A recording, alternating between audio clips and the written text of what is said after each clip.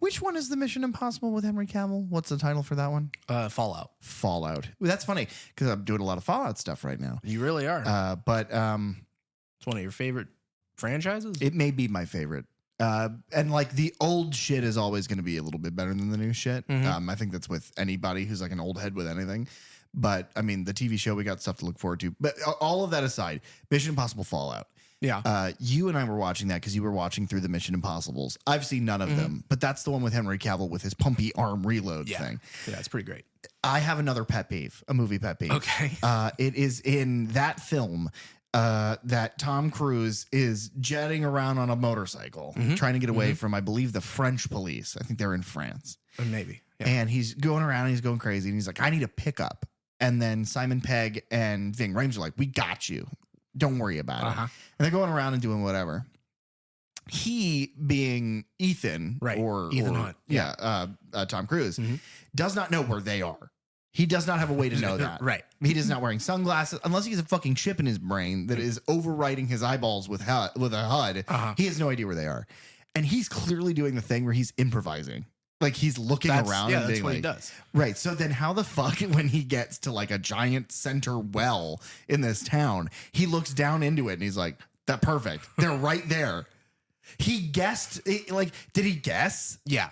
I hate that. That's a movie pet peeve for me, is when it's like clear that everything is being improvised and everything is like, okay, well, oh shit, somebody's there, so I got to go this way. Yeah. According to plan. It's like, no, fuck you. That's not according to plan. Yeah. The Mission Impossible franchise kind of exists on that of like, especially by the end of it, because this latest one is being touted as like, you know, the final reckoning. It's the final one.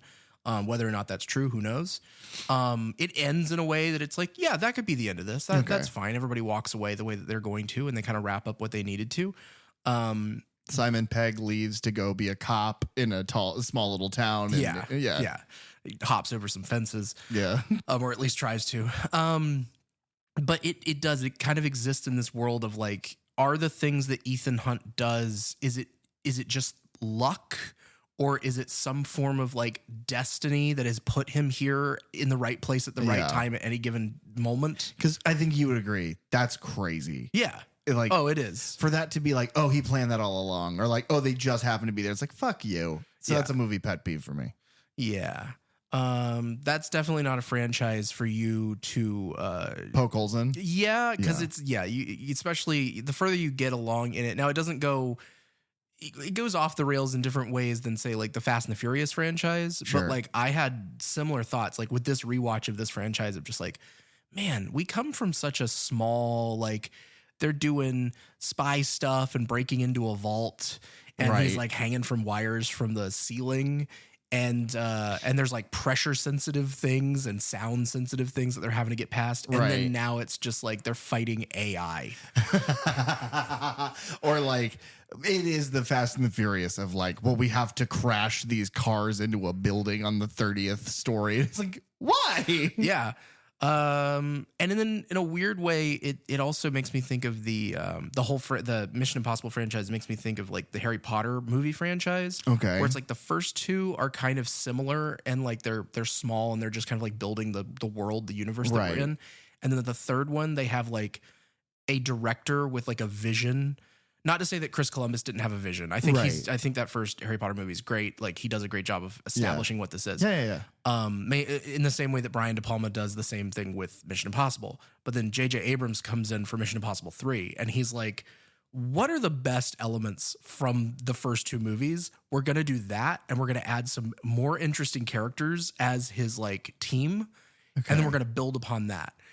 And then Brad Bird does the fourth one, which is Ghost Protocol. And it might be my favorite like writing because it's like it builds upon what JJ does there. And then like the writer, Christopher McQuarrie, he then like takes over as director and he does like 5, 6, and 7 part 1, 2, much in the same way that David Yates takes over and does 5, 6, 7 part 1, part 2. If it's similar to the Harry Potter movies, after 3, do they all get really like gray toned and like depressing and everyone just seems kind of sad all the time? Yeah, all the time. Mainly because Voldemort's back.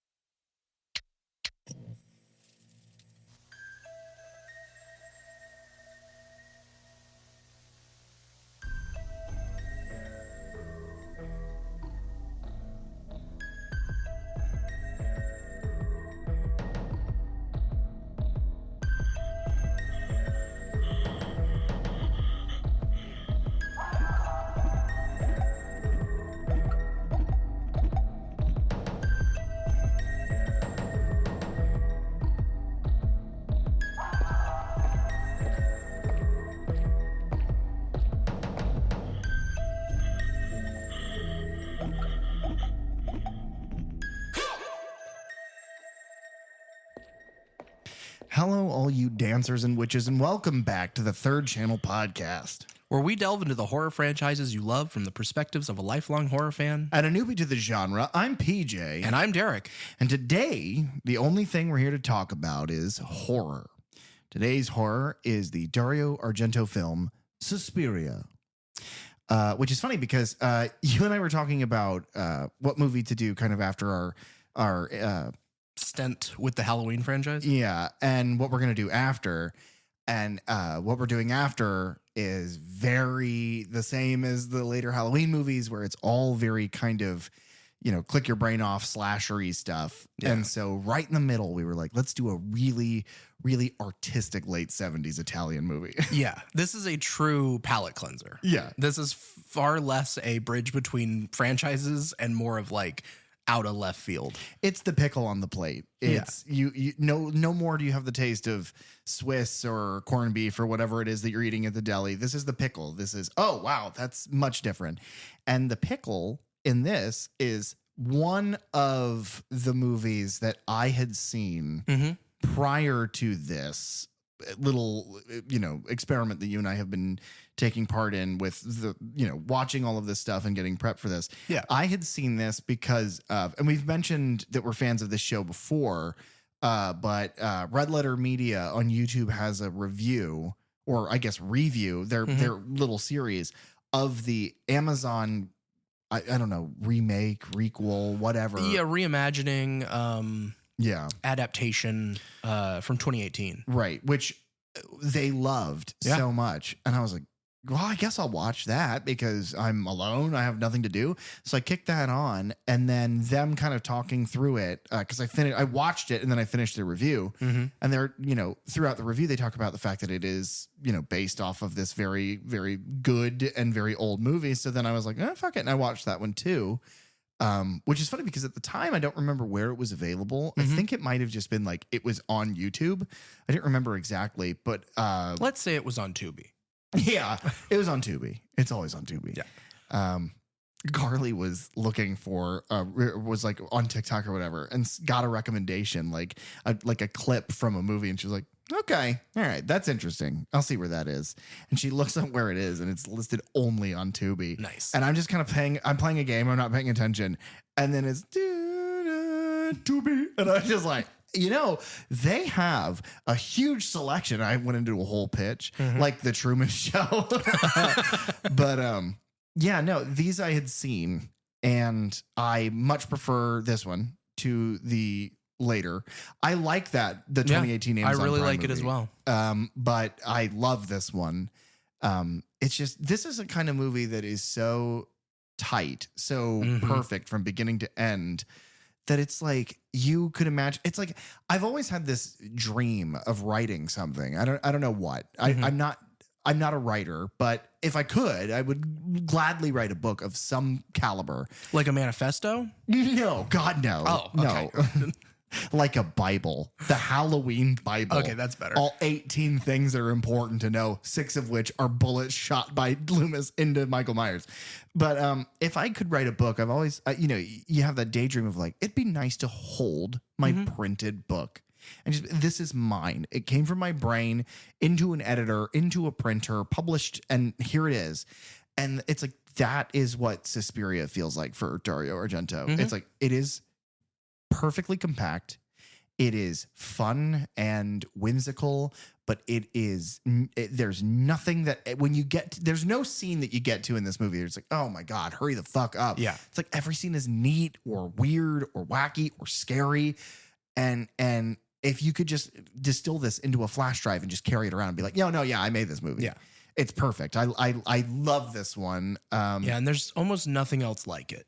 No, there's other, obviously other Italian horror films. There is, tons of other Dario Argento films, but like just nothing feels like this. Nothing looks like this. And it feels Italian. It looks Italian. And the way that like the Italian, especially horror, like you look at like Demone or other like really kind of popular Italian horror movies that we've seen, and there's a similar way they shoot. And I guess it's just because they're shooting probably on locations that are available to them that are very European. So they're very old and very big, so you have to shoot in certain ways. But the other thing is lighting. It's like all of these like floodlighted, you know, and very high pop color. Because when I think of Suspiria, it's like when I think of the original movie, it's all bright, super saturated red, blue, and green. And we kind of talked about, and we'll get into the whole review, but you know, we talked. This is refreshing, if I'm being honest, because I'm listening to myself get into a movie review before we've talked about anything, and it's like, oh, because I actually like this one.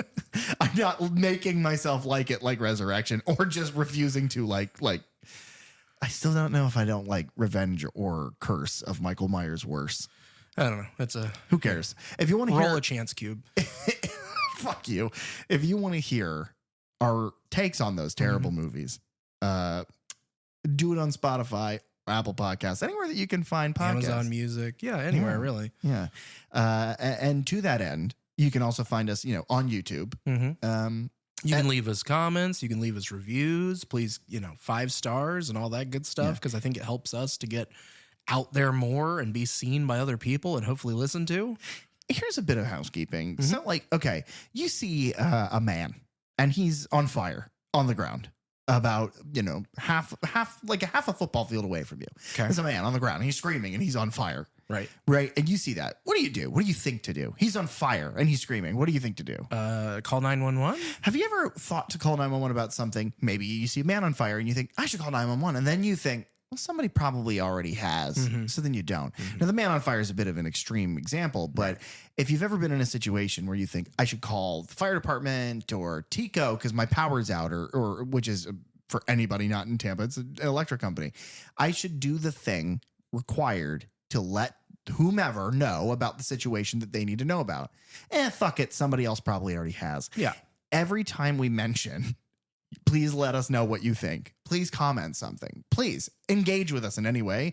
Nobody does. And I think it's because you all think, well, somebody else is going to. Yeah. They're not. I'm speaking directly to you. You, the person listening right now. Me? No, ass. You're not. Well, okay, you are listening right now. I'm speaking to the person who's listening to this via a podcast app or Spotify or Apple Music, Amazon Music, whatever you're listening to. Please. It's you. You do it now. You call 911 for the man on fire. Leave us a comment. Tell us that you've never seen or have seen a man on fire. Anything. Please engage with us, because right now, every episode looks like a fucking ghost town. There's no... that we want to hear so badly from people what they think about what we are talking about, because that's why we're doing this. So please call 911 for the man on fire, because that man on fire is Derek. Because if we don't get a single comment by the time we are done with the next franchise, I will set Derek on fire. Oh God, that clock is ticking, guys. Please. It's in the crocodile's mouth. Wow. No, I'm glad we did that. I'm glad we finally got it. Put the fear of God in them. Yeah, put the fear of God in me. Oh my God, that's right. This is an odd one that we've chosen, but I'm very happy. There were a couple other movies that I kicked around as ideas for kind of the bridge here. What's funny, you mentioned Demone, demons. That was originally my idea to go after Evil Dead Rise, because the demons in that are very Deadite-ish. Yeah. But I thought, we're still so early in this whole podcast experiment, and like I think that's too weird. I think that's a little and then Cabin in the Woods was just the perfect fit there. But what's also funny is the mention of Demone is Dario Argento is the producer of those films. So he does there is a tie there.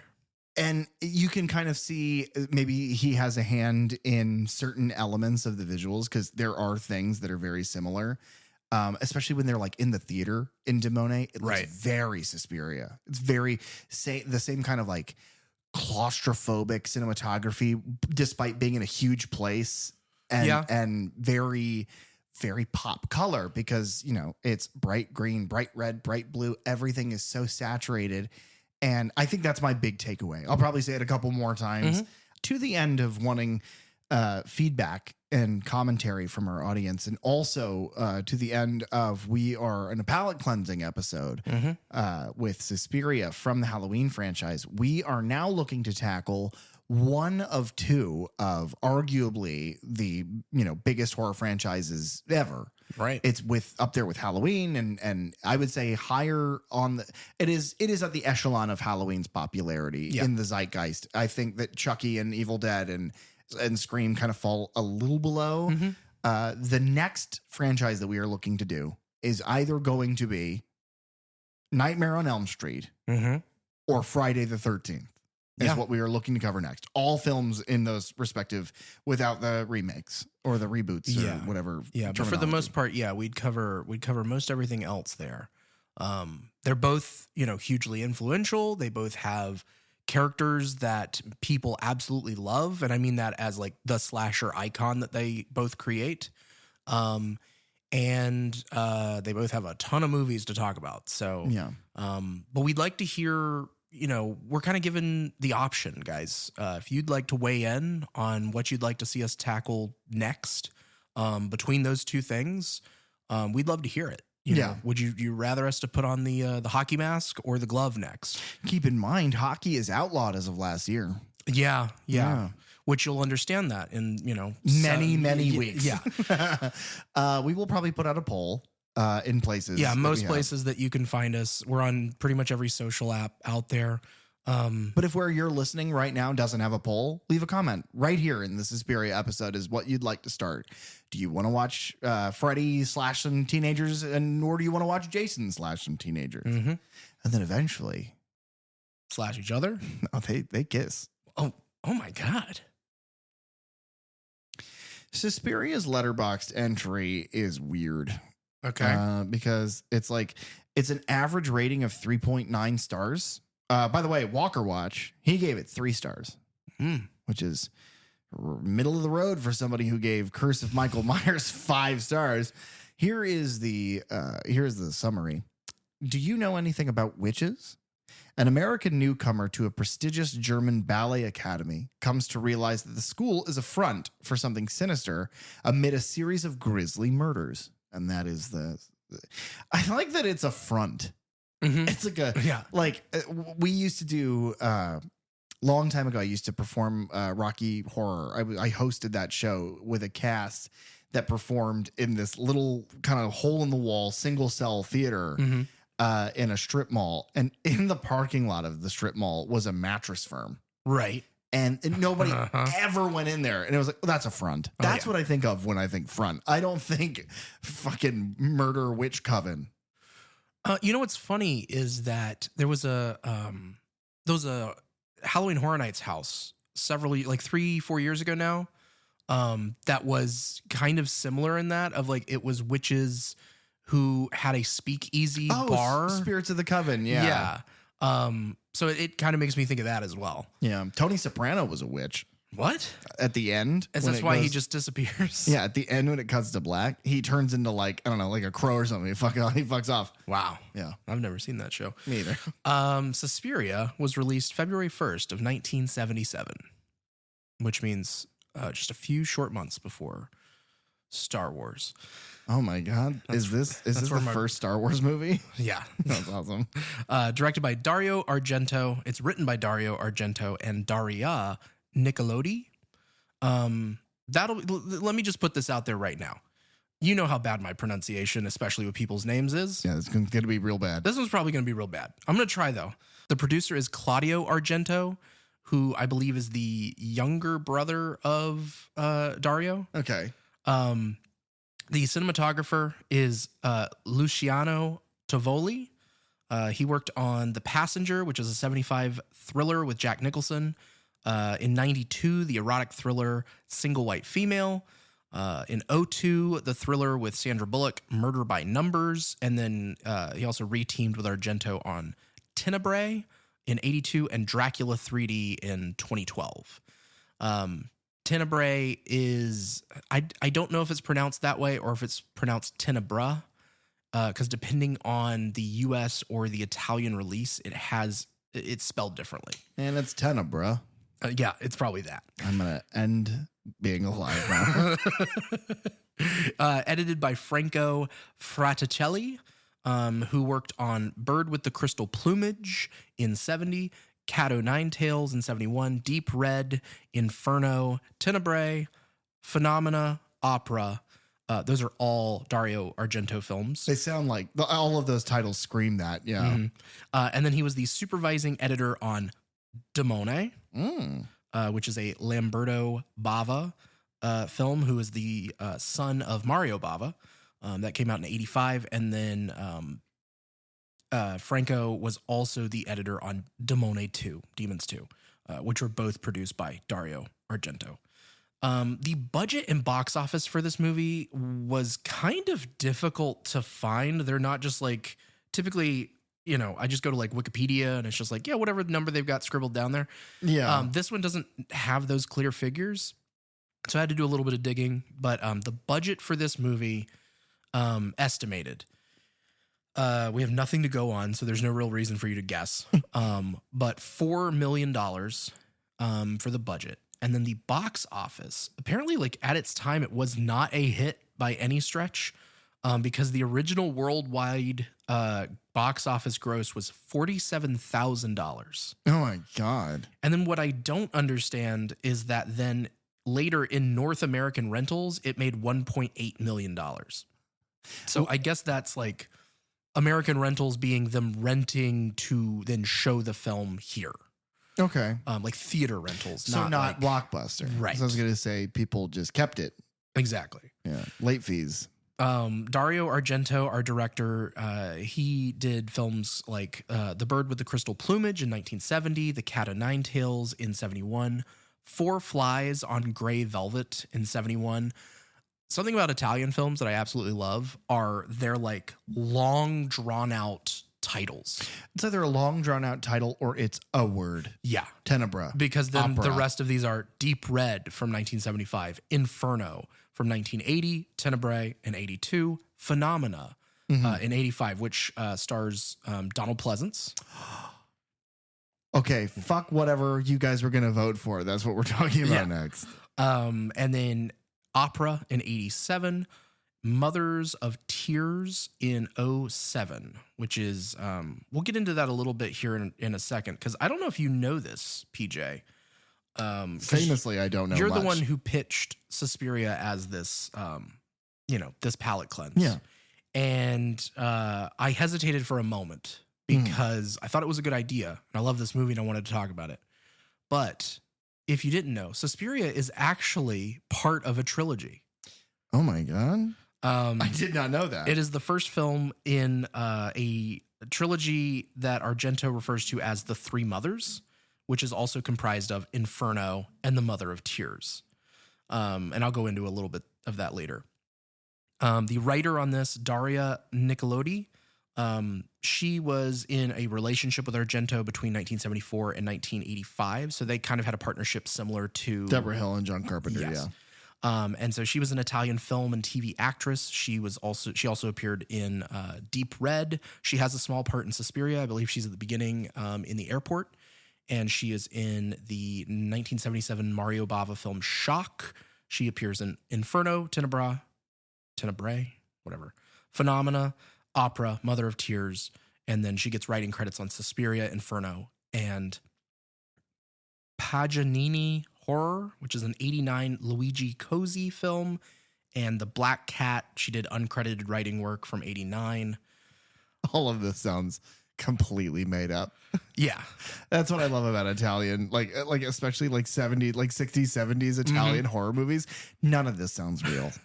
Mario Bava and Luigi, I don't remember even what you said, Cacciatore make fucking movies with, what is her first name? Daria Nickelodeon or whatever. Yeah. Pretty Crazy. close. Pretty Crazy close. shit. The producer, Claudio Argento, is the younger brother of Dario. He also was basically the producer on all of Dario Argento's films. Which is funny because he is the Ted Raimi to Dario's Sam Raimi. Yeah. And that's a good way to put it. He was also the associate producer on George A. Romero's Dawn of the Dead in 78. And that's basically because Dario Argento did a cut of that film, which is also why there is a version of Dawn of the Dead with a Goblin score. Which we have to talk about. Yes. So the development of this film, Dario Argento based Suspiria in part on Thomas de Quincey's essay Suspiria de Profundis, which is Latin, I believe, for sighs from the depths, which was written in like 1845. It is an examination of the process of memory as influenced by hallucinogenic drug use. And basically, Argento said that the idea of the movie came to him after a trip through several European cities, and he was fascinated by the idea of the, quote, magic triangle, which I guess is a point where the countries of France, Germany, and Switzerland meet. And this is where Rudolf Steiner, who was a controversial like social reformer and occultist, he founded a community there. In the Magic Triangle. You had said that it was a study on hallucinogenic drugs and the effect on memory. You then said he took a trip, and I was like, oh shit, Dario Argento took a bunch of fucking LSD and magic mushrooms, and then he wrote Suspiria. And then you were like, and then it's about these geographical, and it's like, fuck. Yeah. That's no Lucy in the Sky with goddamn diamonds. It's not. I mean, it probably still is. A little bit. It probably is. The title and the general concept of the three mothers is something that Argento would expand upon in Inferno and Mothers of Tears. And they also came from the De Quincey essay. Basically, there's a section in that work entitled Lavana and Our Ladies of Sorrow. And it asserts that there are 3 fates and 3 graces. And in the same way, there are then 3 sorrows. So you have Mater Lacrimarium, who is Our Lady of Tears, Mater Suspiriorum, Our Lady of Sighs, and Mater Tenebrarum, Our Lady of Darkness. So that is the 3 mothers that are, then explored across those 3 films. Okay. But they're not narratively. No. So in much the same way that John Carpenter's The Thing, Prince of Darkness and Mouth of Madness are his Apocalypse trilogy. Yeah. So they are not technically like, they all exist in the same universe, but they do reference each other or they have thematic ties between them. Okay. So Daria Nicolodi, the partner of Dario Argento, helped him write the screenplay for this film. And they, combined the occult themes with fairy tales that were inspired by Nicolodi, such as like Pinocchio and Alice's Adventures in Wonderland. The lead character of Susie Banyan was based on Snow White. And they also Nicolodi partially based her contributions on the story from like stories that her grandmother had told her, in which she had gone to take piano lessons at an academy where she believed that she had encountered black magic of some kind. And so she fled from that academy terrified.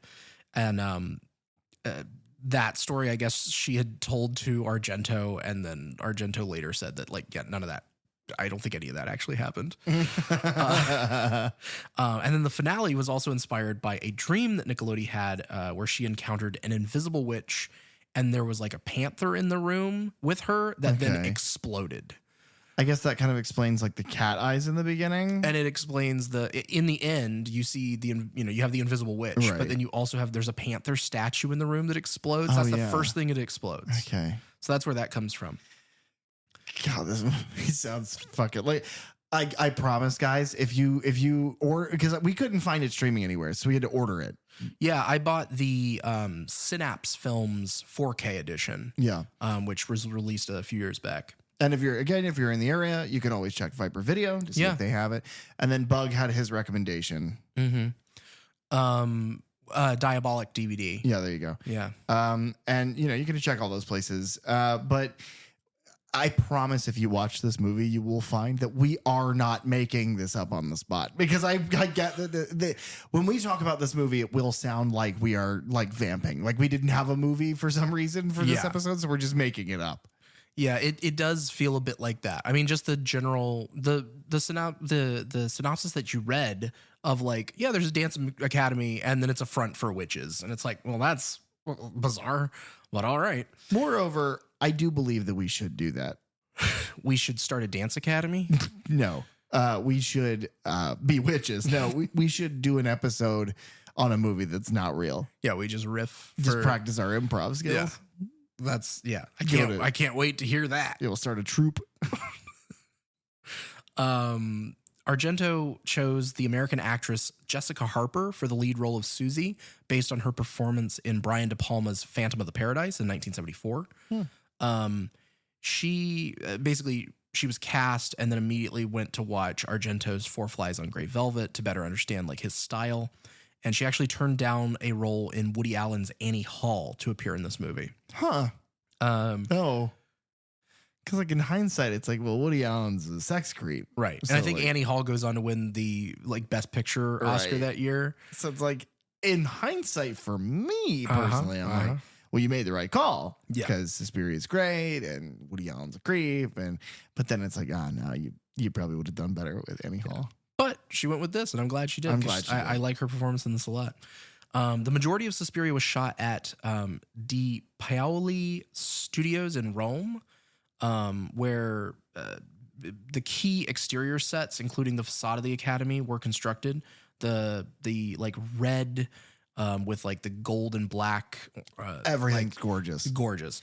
And like weirdly, like, places that look like that. Mm-hmm. Like you've seen images of places. Well, and that's funny because this, like the facade of the Academy is based, like it was built on a soundstage, but it was based on the real life whale house in Freiburg, which I believe is in Germany. Berg sounds German. That's why you are, Rosenberg. Mm-hmm. We assume that you are German. Yeah. Among other things. And additional photography took place in Munich, including where Daniel's death scene was in the Königsplatz Square. So I guess that was an actual location. That's an amazing name for a location. And then the scene where Susie meets Dr. Mandel, Frank, who's played by Udo Kier, that was filmed outside the BMW headquarters building in Munich. I thought it was a college campus whenever we were watching, but no. Well, and part of the reason for that is because there is a college campus that a bunch of movies from that era use, and it looks a lot like that, but Similar then it turned out to be building not. types, It's noteworthy for several stylistic flourishes, which is, basically trademarks of Argento. Particularly the use of set piece structures that allow the camera to kind of linger on those visual elements.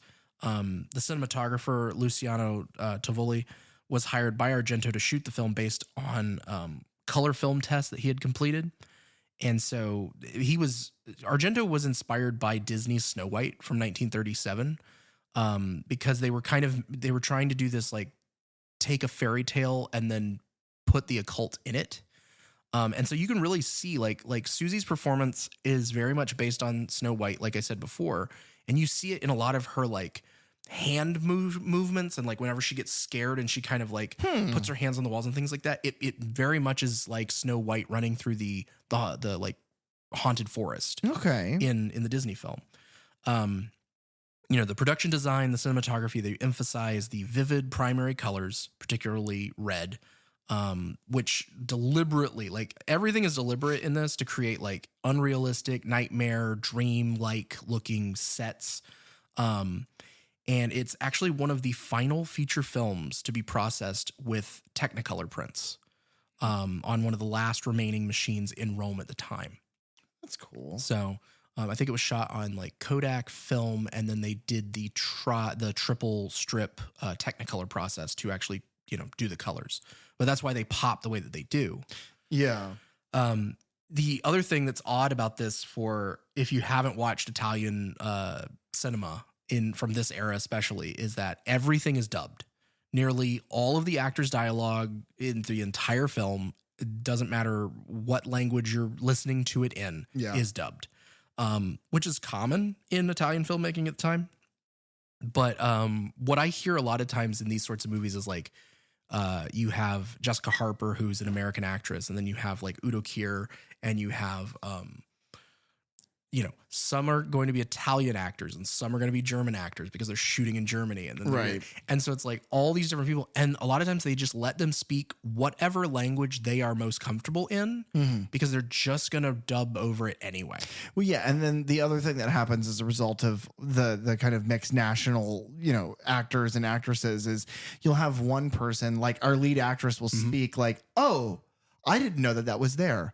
And then the other person's voice is like, yeah, isn't that super interesting? But like you can see their mouth and it's like, yeah, isn't that super interesting? And it's like, it's that's just, funny. it's just off enough to where you go, something is different here. They do keep, I think in the English, at least in the English language version that you and I watched, I think they do have a lot of people dubbing themselves. Yeah. Because it's like you have some pretty on par with how the mouths are moving, those accents match, especially Susie, Sarah's friend, is like, it's perfect. And she has just a bit of it. Sarah, Susie's friend. I'm going to do that. I normally I would stop and retake, but no, fuck it. Because I'm going to do it a billion more times. Yeah. You said this during our second rewatch of when you have your two main characters and they both are their names start with the same letter. Well, and they becomes kind very of, difficult. And they kind of look a little similar in height and build, and they both have kind of whiter eyes. And it's like, oh, and their both names start with an S, and they both went to Middlebrook High School, and they're twins. And it's just like, you have to do more to separate your characters. What's funny is that this was a complaint from Halloween 2 that I had, which is if you're going to have characters with names that do things, don't put them all in the same fucking costume. Yeah. And then don't make their names important. You have to specify who you're talking about. Yeah. You touched on it before, or we've touched on it before, but the musical score is done by Italian progressive rock band Goblin. They did this. They composed the score with Argento, before the movie was even made. Which is also very John Carpenter. Yes, that he had a hand in it as well. Goblin had scored Argento's earlier film Deep Red, and as well as the Argento cut of Zombie, which is George A. Romero's Dawn of the Dead. That's a whole talk that I could get into of the Italian version of George A. Romero's Dawn of the Dead is called Zombie, spelled Zombi. No extra E at the end. But then sometimes there's another movie called Zombie 2, but in America it's called Zombie.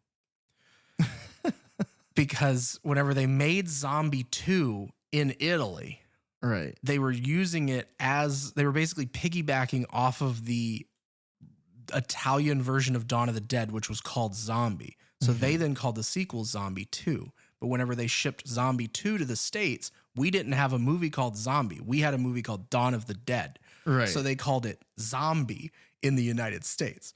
So that movie has 3 different names. That's wild. It's ridiculous. Well, unfortunately, we'll never be able to talk about it because, it's a zombie movie and I blanketedly refuse. Yeah, we'll have to get somebody else in here. But Goblin also did the score for Tenebrae and Sleepless, which is a Dario Argento film in 2001, I believe. And I like that in the opening credits, it's score by the Goblins. Yeah. Is the way they're credited. An American or English version would be The Gorillas. Yeah. Yeah. After it was released in Italy, 20th Century Fox acquired the American distribution rights. But due to its violent content, they were very hesitant to release it here. Eventually premiering it in July of 1977 through a shell company, International Classics. The original American cut actually was those prints, they cut out about 8 minutes to get an R rating. And it ended up being a very commercially successful film in the States. In fact, it was Fox's 7th highest grossing release of the year in theatrical rentals. And it's still Argento's highest grossing film in the States. It feels American. It feels very American horror for the time. It feels a lot of the visuals and stuff are American Werewolf in London or those kind of more grungy, lower budget movies, especially of the time. It doesn't feel when you watch other Italian movies, especially around that time, they are either much lower quality. Yeah, they feel cheaper. Or way more like artistically styled. It's much more like, and I'm not saying that Suspiria, we applaud Suspiria for being very artistic and having a lot of vision, but like almost too far in either direction. This is a little bit more reachable. It's more digestible, I think. And I think that probably has a lot to do with it because we, as we have always been, the American audience, are dumb as a post. That is correct. And then finally, in 2008, a remake was announced with David Gordon Green as the director. Oh my God! However, in 2014, Danny McBride refused to write it. Yeah, so they couldn't make I it. don't understand. He was like, "No way, bro." In 2014, Green dropped out due to budget concerns and legal issues. I do not know what those legal issues were. I didn't do any more reading into that. In September of 2015, so the next year, filmmaker Luca Guadagnino was announced as the new director, with Tilda Swinton and Dakota Johnson added to the cast. But the director stated, basically saying that his version was like his personal interpretation of the original film. Because it's not a remake in his words, it's impossible to remake a Dario Argento film. She's the directress. How do you know? I'm sure it's her. Last year for a while, I lived in one of the guest rooms. One's at the top of the stairs. One night, I had someone come in very late and get into bed in the room next to mine. And then I heard this weird kind of snoring. I tell you, it was so weird, I never forgot it. Listen. You hear that whistle? It's exactly the same. And the next morning, Madame Blanc told me that the directress had spent a few hours at the school and has slept in the room next to mine. You see, so I know she's the directress. Bit of how the sausage is made here. We live record that clip, meaning that we have the file and we play it through the recording, like so we listen to the clip. It's, oh no, the movie making magic is gone. Yeah, we hear the clip just to make sure that it's there and that it blends into the episode well or whatever. But during that clip, I'm sitting there and I'm listening to it. I had a wild hair go up my ass. And I was like, first of all, that feels good. But number two, I was like, you know what? I gotta Google search something really fast. Guys, guess what? Dario Argento's still alive. Oh, that's good news. My Google search, by the way, is Dario Argento alive? ? And Google Gemini is like, yeah, he is. So yeah, you said that he has a movie credit like 2021, 2022. Yeah, Yeah. A movie called Dark Glasses. So still working, Yeah, working and twerking his Italian ass to the bone. I'm glad to hear that though. Yeah. Him and John Carpenter. Have they ever done anything together? Because if they haven't, that's a goddamn travesty. Yeah, not that I'm aware of. I don't know if they've really crossed paths. Could you imagine how weird it would be? Whatever they made. Yeah, it'd be pretty great. They'd fight over who gets to like do the score.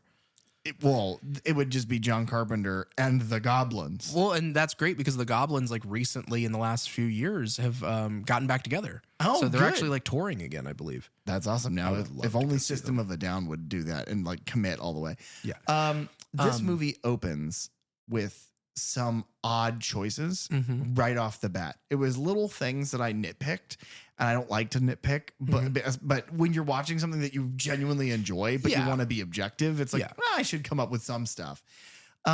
It's our main character has landed. Well, it really starts with like the opening credits, and then there's a voiceover. The voiceover is done by Dario Argento, and he basically just lays out that like Susie Banyan is an American ballerina who has come to study at the prestigious dance academy in Freiburg of West Germany. Right.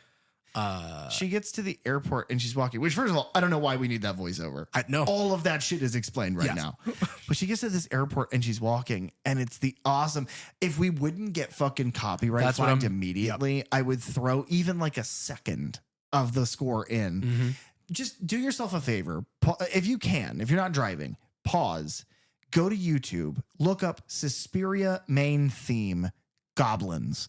Listen to it for just even like 10 seconds because that's the score of the movie. It is the Halloween theme of Suspiria. It plays often. It is thematically, it is a through line for the film, but it starts playing here as Susie is walking out of the airport into a rainstorm.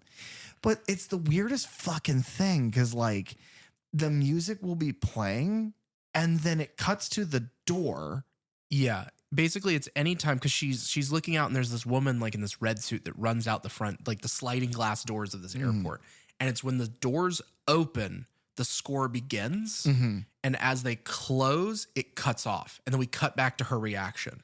And then she watches a man leave the other doors. And the same thing, the doors open and the score picks up immediately and then back off again whenever they close. Obviously, it's intentional. Yes. But oh my God, it sounds like a mistake. It sounds like. Yes. It's so like odd. It's not anything that we've ever sort of heard before or you typically hear in movies, the way that score is used. It would be very much if in this recording I was just. Oh, he's gone, guys. I don't know what happened. And then, I started speaking again.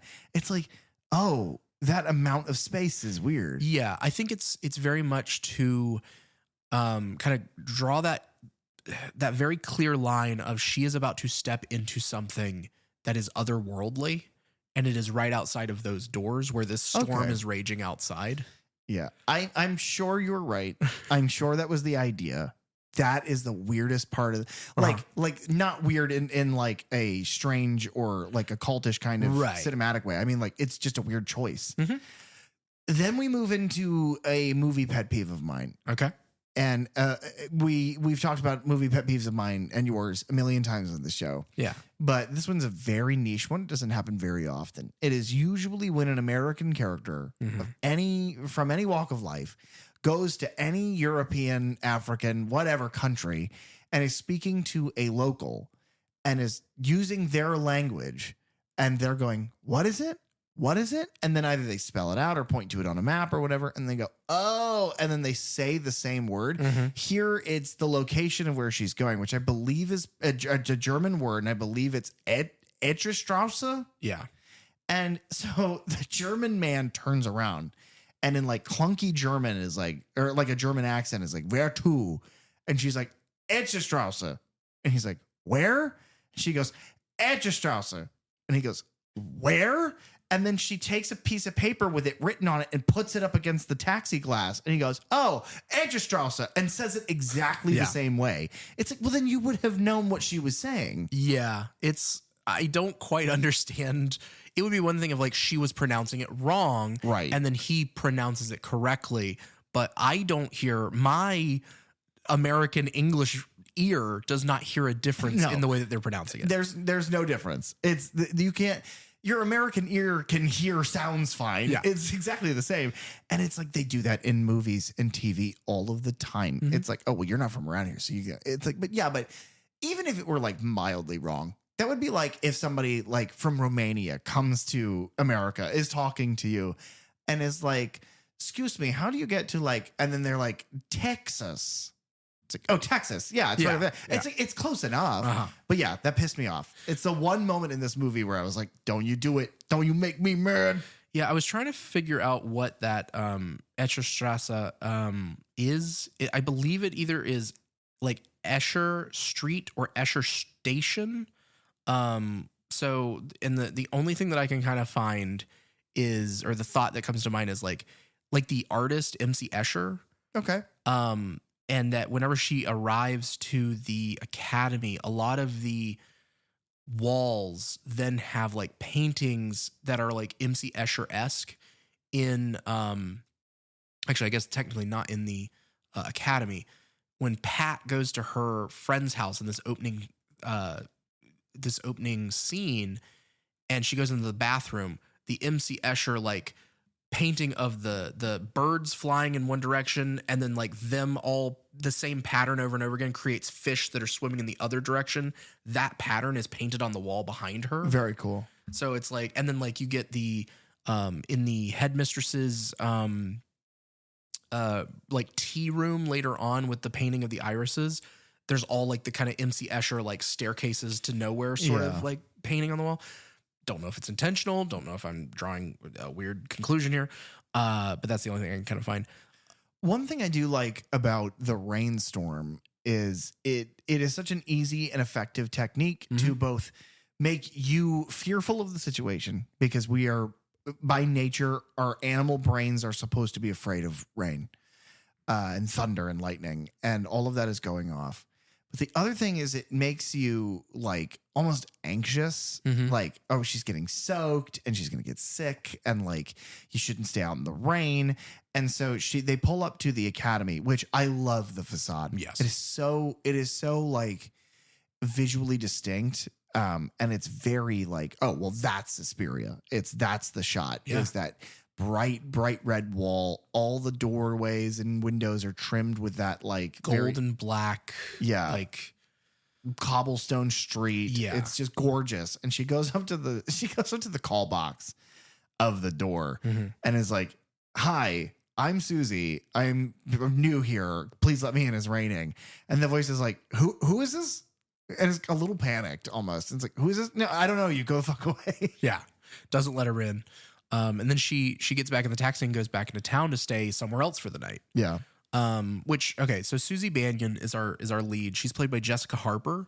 Like I said before, she was in Phantom of the Paradise, which is the 1974 Brian De Palma film. She was also then in Shock Treatment, the 1981 sequel to the Rocky Horror Picture Show. It's like as much of a sequel as that's the strangest movie ever. Yeah. But she plays Janet Majors. So Janet Weiss, who has now married Brad Majors. Because Susan Sarandon by that point had a career. Yeah. She was also in a movie called The Blue Iguana, which we've mentioned before because it's from 1988 and it's directed by John Lafia, who directed Child's Play 2. We also talked about, I mentioned Suspiria in Child's Play 2 because of the soundtrack. No, that was later. That was in the later Oh my God. Child's Play or Chucky movies. Okay, well then pin in that. In Child's Play 2, I have this whenever they go to the orphanage, that's probably the wrong term for it. Like the group home. Yeah. Like the foster home. Yeah. Yeah. But like the big one where the lady with the copier and the whole thing, it has the geometry of that building makes me think of the Academy. The way that like that big staircase at those angles in the hall and like it's just it's like a scaled down version. Yeah, and it's like the American scaled down version of that is what I drew a conclusion. If you go back on our Instagram and you look at our post for references that I draw from Child's Play 2, you'll see what I'm talking about. As a quick to address that pin, the reason I suggested doing Suspiria in the first place is because several times we have mentioned Suspiria. We'll get to this in a little while, but we've mentioned Suspiria in our Halloween 2 discussion because there's moments in that kind of harken to moments in this. But then also Child's Play, specifically in the later movies, specifically Curse and Cult of Chucky, the soundtrack, like in the elevator scene in the Curse of Chucky film, and then later in Cult of Chucky, it's in hallway sequences. The soundtrack sounds just like fucking Suspiria. And I was like, we've talked about Suspiria, I think like 5 times. It's very influential in everything going forward. So it's like, well, let's just do that. And that brings us here to a really disturbing, fucked up opening, like secondarily, like a secondary opening shot. Really fucked up. Yeah. The other thing that Susie witnesses there, other than not being let in, is she sees another girl, another student, very distraught, leave the academy in the middle of the storm. And then as she leaves in the taxi, she sees this girl running through the woods. Yeah. And that is weird. Yes. It is very surreal. It's like a Willy Wonka, the tunnel scene. Yeah. It's weird. I love the way that the camera moves through those trees. The soundtrack just continues to drive the whole thing forward. And then we like pivot for a moment and we follow this other girl instead, who we then later find out is named Pat Hingle. But she goes to a friend's house and she has like left the academy, or she's been kicked out of the academy. And she's freaking out. And her friend is like, basically calm down, go take a shower, go, Her friend visually looks a lot like the woman in Black Christmas who would play Lois Lane. That's who facially she reminds me of that woman. And we get like a couple little jump scary bits. One actually, before we even get to that, whenever she first goes into this building, this apartment complex, because the other thing that I think of with Suspiria, not only is it the huge splashes of primary color lights on everything in the academy, it is the layout, it is the like geometric shapes that this building is made out of. It's this huge like 2-story, 3-story lobby that has a stained glass ceiling. But the staircase in the like back of the shot is dead center of frame, and it goes up at a 90-degree angle in both directions. And this like apartment, whatever it would be, is also very kind of Wes Anderson to me. Yeah. It's all single point, like single vanishing point, dead center of frame, symmetrical completely. Yes. And it's just, I don't know. I can't imagine that this is a building that exists. No, I can't. I think it would have to be, especially because like then you go into the room and like the room makes no sense. No. They're kind of having this discussion, and her friend's like, who fucking cares about the academy? Like, you'll be fine. Like, just deal with it. She's like, yeah, but I saw, she alludes like, I saw some fucked up shit. Yeah. And she's like, just go to the bathroom. She's, yeah, you're right. I'm going to calm down. Very, very realistic dialogue for being an interpretation of a different language. The dialogue never seems too clunky in this movie.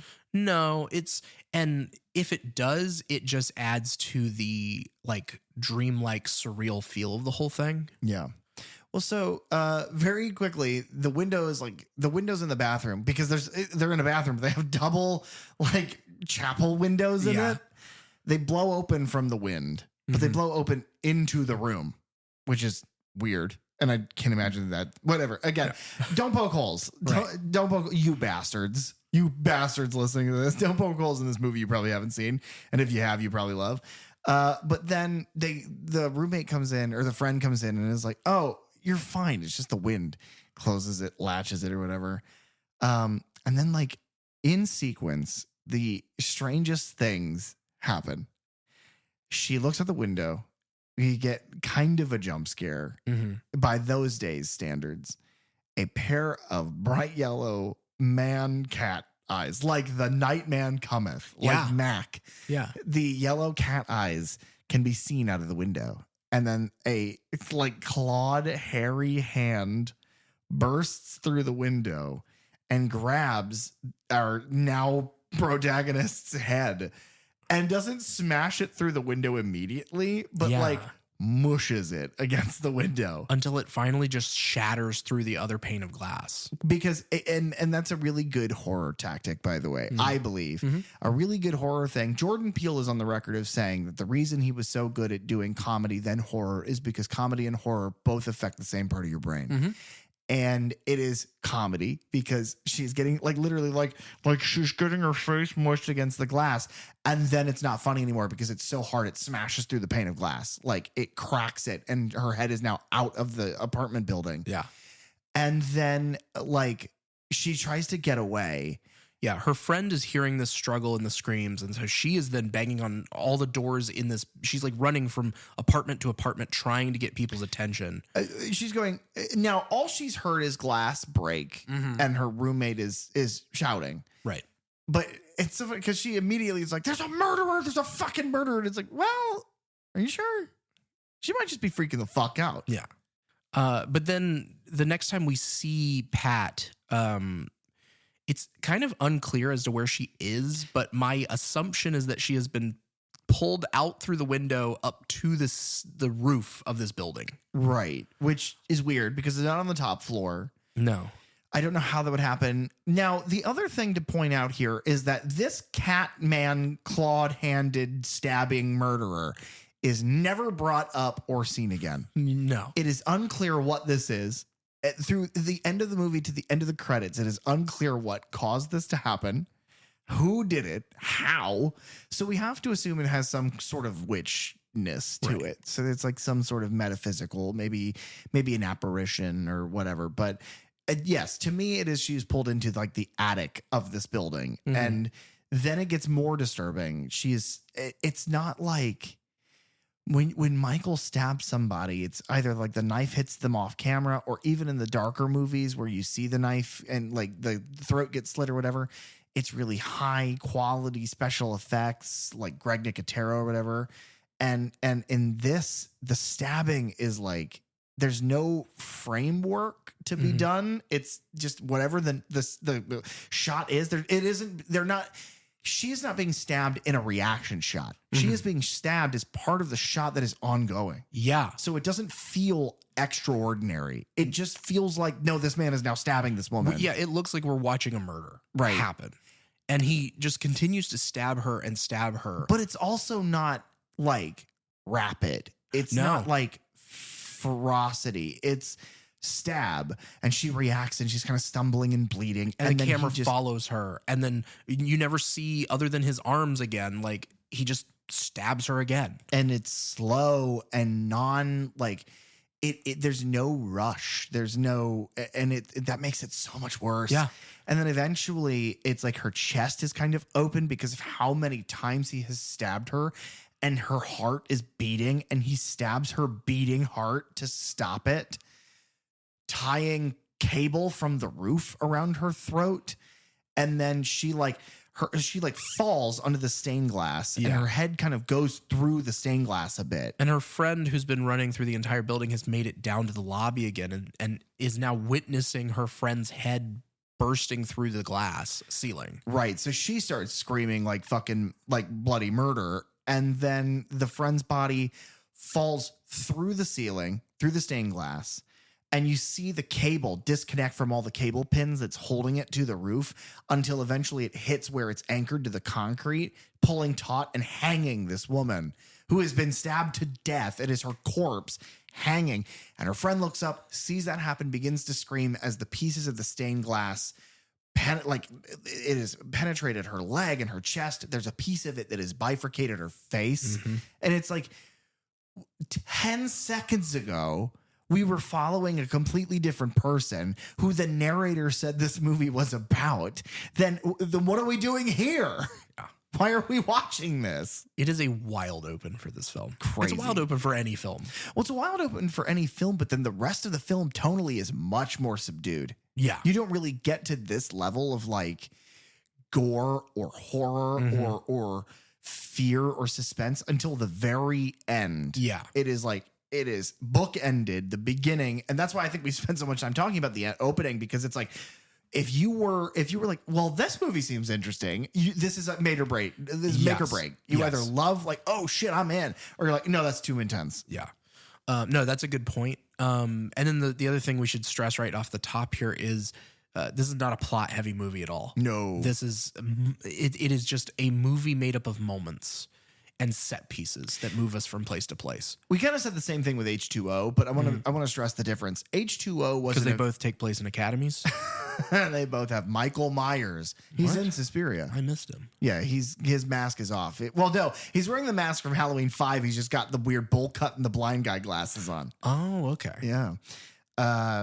The difference is H2O is not plot heavy in the sense that its plot is incredibly simple and very digestible.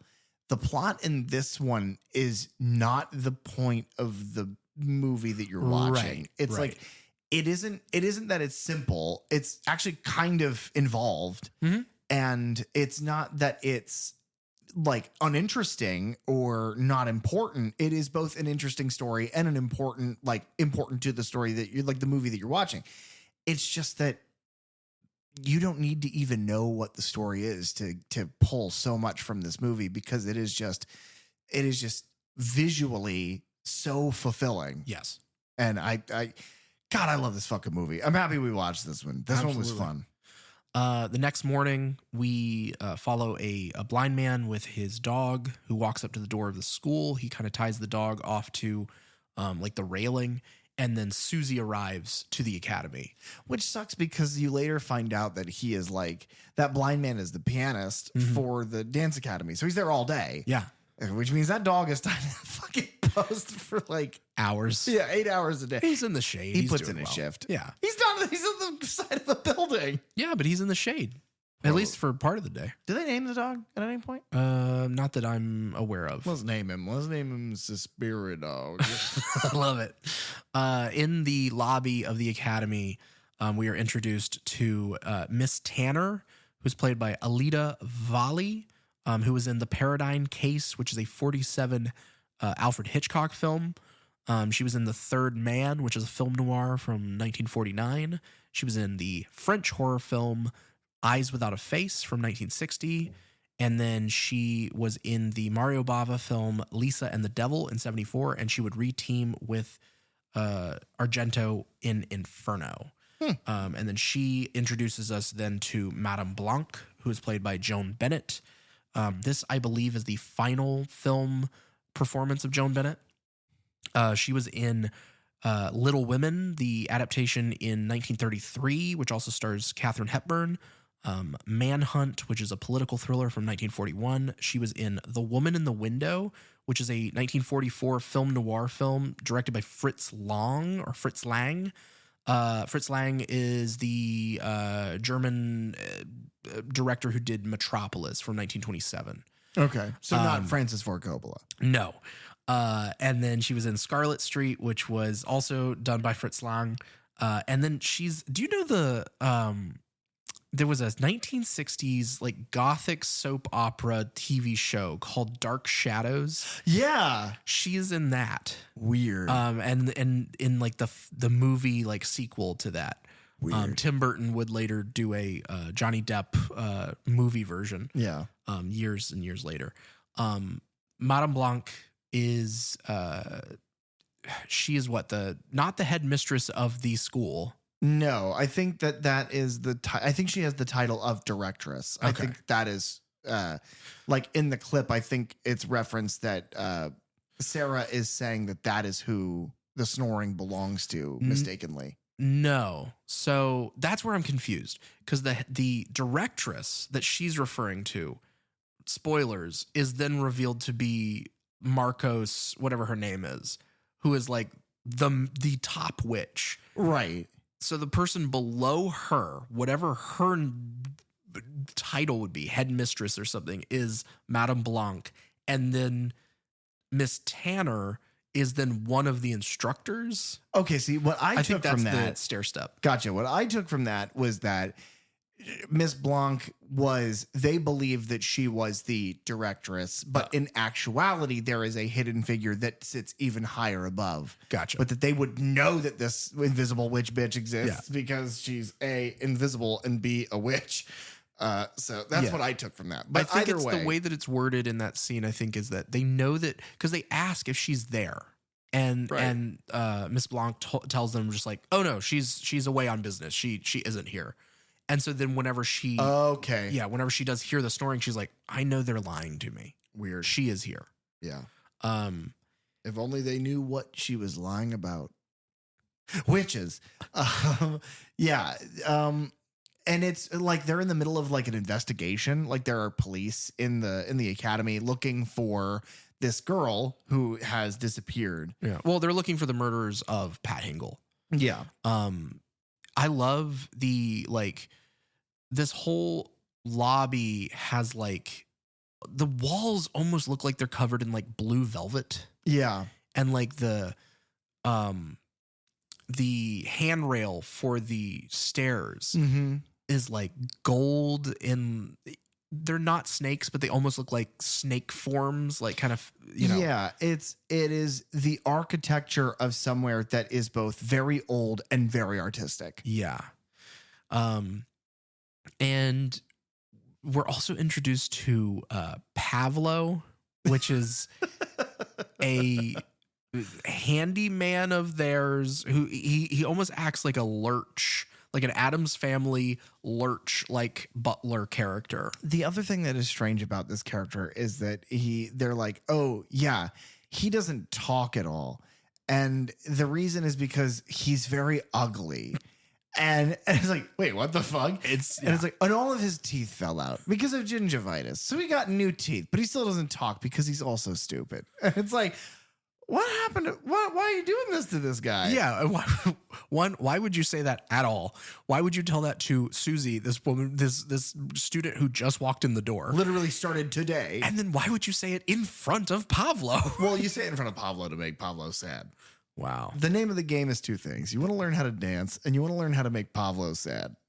The other issue that I have with Pablo is that Pablo facially is strikingly similar to the blind man with the glasses and the bowl cut. So it's like, well, you should make your gentleman characters more distinct. Yeah, and I would say like, oh, maybe that's a running theme in this because you also have the two women who are like the cook and kind of the like right, the Olgas. Yeah, and like they look similar. They're not twins, but they look very similar. And so it's like, but Daniel isn't in on it. So no, I guess that's not a theme. Those two characters, because we meet them very soon. As she is like kind of walking through a hallway, one of those twin mustachioed Eastern European sisters is sitting there with like a crystalline dagger and a little blonde bowl cut boy. Yeah, like that's Albert, which is Madame Blanc's nephew. He reminds me of Village of the Damned. Yeah. Like very pale, very weird hair. But he's sitting there and this woman is like mean mugging Susie. And then she like kind of points this thing and it catches the light and then shines. Susie's like, and kind of can't see. And then here's like, witches. Like, again, I know this sounds like we're making this shit up, but a crusty old Eastern European woman flashes a crystal. And then Susie hears the words, witches. I don't know if she hears that. That's part of the score. She hears, what's up, witches? But not that. Something better. Something better. But that's the question. Is it diegetic? Because it sounds to me like, because it's several times that happens and it distracts her. So either it is supposed to be a score accompanied to the feeling of anxiety, which is hilarious because the Dario Argento is like, yeah, the anxiety is witches. And we really want people to know that. Or ever she's anxious because she is hearing somebody go, witches. And she's like, oh God, is that the crystal? Is it the little man boy? Who is that? Who is the witches? Little did they know it was the Suspiria dog the whole time. We go up to the locker room and we meet kind of the rest of the dancers there. Yeah, the ragtag. The only ones that really matter in the grand scheme of things are Olga, who is played by Barbara Magnolfi, who was in The Suspicious Death of a Minor, which is a 1975 giallo film. She was in the 1978 horror film The Sister of Ursula, and she was in Cut and Run, which is an adventure film from 1985. And then we were also introduced to Sarah Sims, who's played by Stefania Cassini. She was in Blood for Dracula, which is a 1974 horror comedy. And then she was in a movie called Andy Warhol's Bad, which was also a horror comedy. I believe it's the last movie that Andy Warhol ever produced, if I'm not mistaken. And then she was in a giallo film called The Bloodstained Shadow in 1978.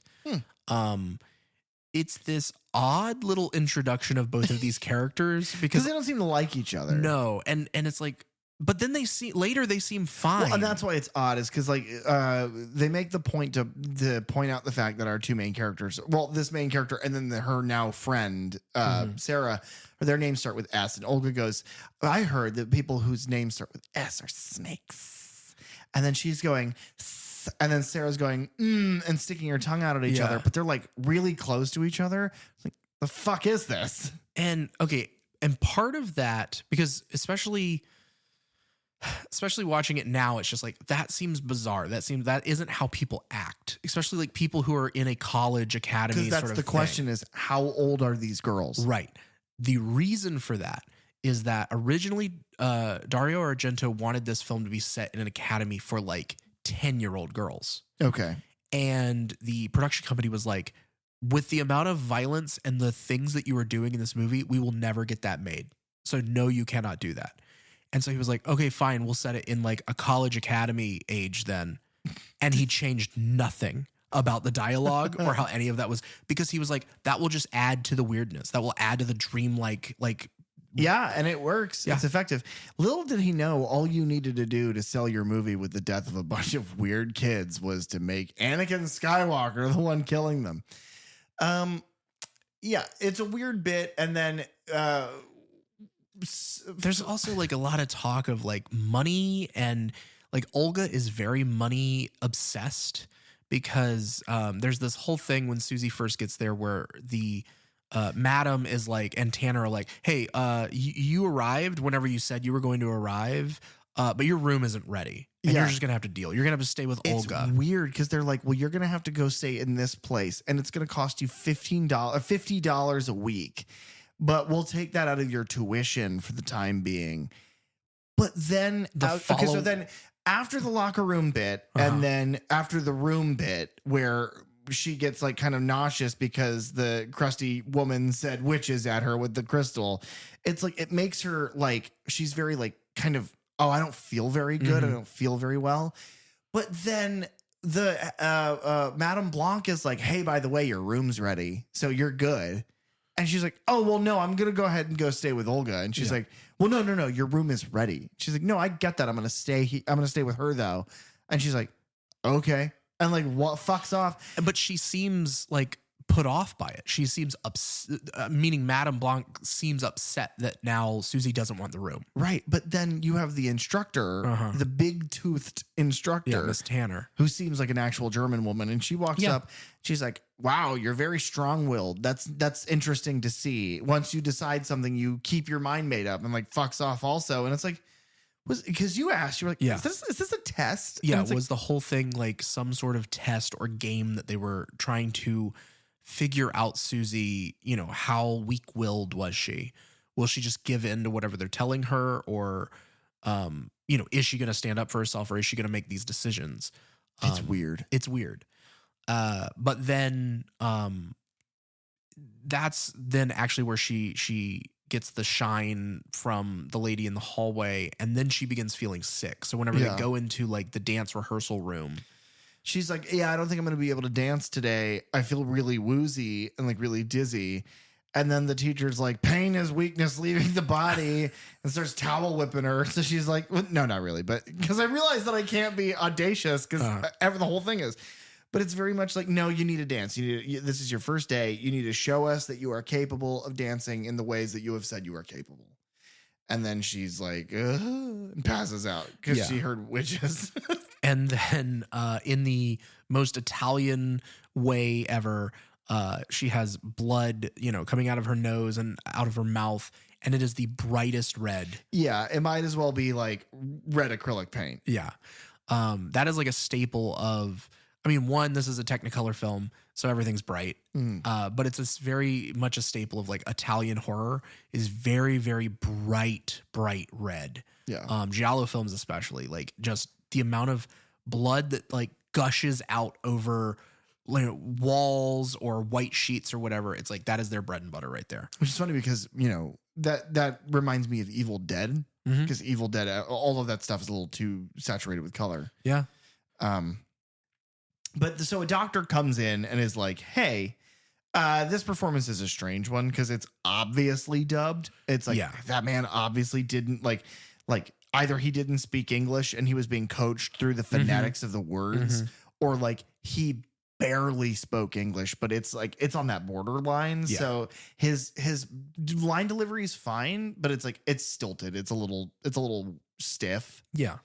But the doctor's like, hey, yeah, you got like sick or whatever. I'm not going to get too far into it, but you don't feel good. That's fine. Eat bland food, no fruit, no, and a glass of red wine every night, and you'll be just fine. Which, you know, maybe in America that might stand out. We might be like, well, hold on, what is this doctor's credentials? But in Italy, a glass of red wine a night is a prescription. That and a cigarette. Here's what you got to do. You don't feel well. You got to smoke a cigarette at night, and you have to have a glass of red wine, and you have to listen to Dean Martin, and then you'll be fine. That's all it takes. That's all it takes. Yeah, Dr. Vertigast is his name, and this is the only time we see him. Yeah. We get a mention of him later, and Sarah seems very much like, wait, he came to visit you? But then we don't get any other sort of payoff for that. Yeah. It is in this scene where like almost they have now forced Susie's hand. All of her stuff has been brought from Olga's apartment to the school. And they're like, yeah, well, it's fine now. You'll just stay here. This is your room anyway. Yeah. So like, you know, they get their way and they get her there. Sarah and Susie then kind of have struck up this friendship. They live, they're next door neighbors, you know, in these two rooms. And Sarah's like, oh, it's 15 minutes till dinner, so I have to leave to go get ready. And so she leaves. And then Susie is then brushing her hair. Mm-hmm. And like there's the window shakes is the first sign of like there's something odd going on. Yeah. And then as she brushes her hair, do you notice? Because I noticed them, especially in the rewatch this week. Like you see things start falling out of her hair. Well, I didn't notice it until you pointed it out. Yeah, it is. Because then once you realize that they are maggots, because she pulls like a maggot out of her hair, and then she looks at the brush, and they're all over the comb. They're all over that. And yeah, there were maggots just like falling out of her hair. As a quick aside, maggots visually are the most disgusting thing ever. Yes. Ever. Yes. But then why do the bugs in Lion King look so delicious? Because they do. Slimy yet satisfying. Yeah, it's strange. Very basically, the maggot scene, I think, is just to establish that like people are starting to get uncomfortable and there are things going on to make them that way. Because we talked about this the other night when we were watching it. But very basically, in the floor above the dormitory of the academy is a crate filled with produce. It looks like, to me, it looks like a lot of meat. Right. There's like a big sausage in the middle that the camera zooms in on. Yes. And then other meats and other foods around it. And they explain, hey, everybody, listen, sorry. We bought this stuff, and I guess it was already at date when we bought it because we got the wrong order, and then it was up in the attic, and so it rotted. And that's where the maggots came from. Because maggots are everywhere. And they have now come through the vents onto all the girls on the upper floor of this building. There's like a girl who runs out, and this actress is amazing. She runs out and she has live maggots on her face. Yes. But yeah, so they're like, okay, well, if you want to leave, we totally understand that. But if you don't want to leave, we have other sleeping arrangements set up.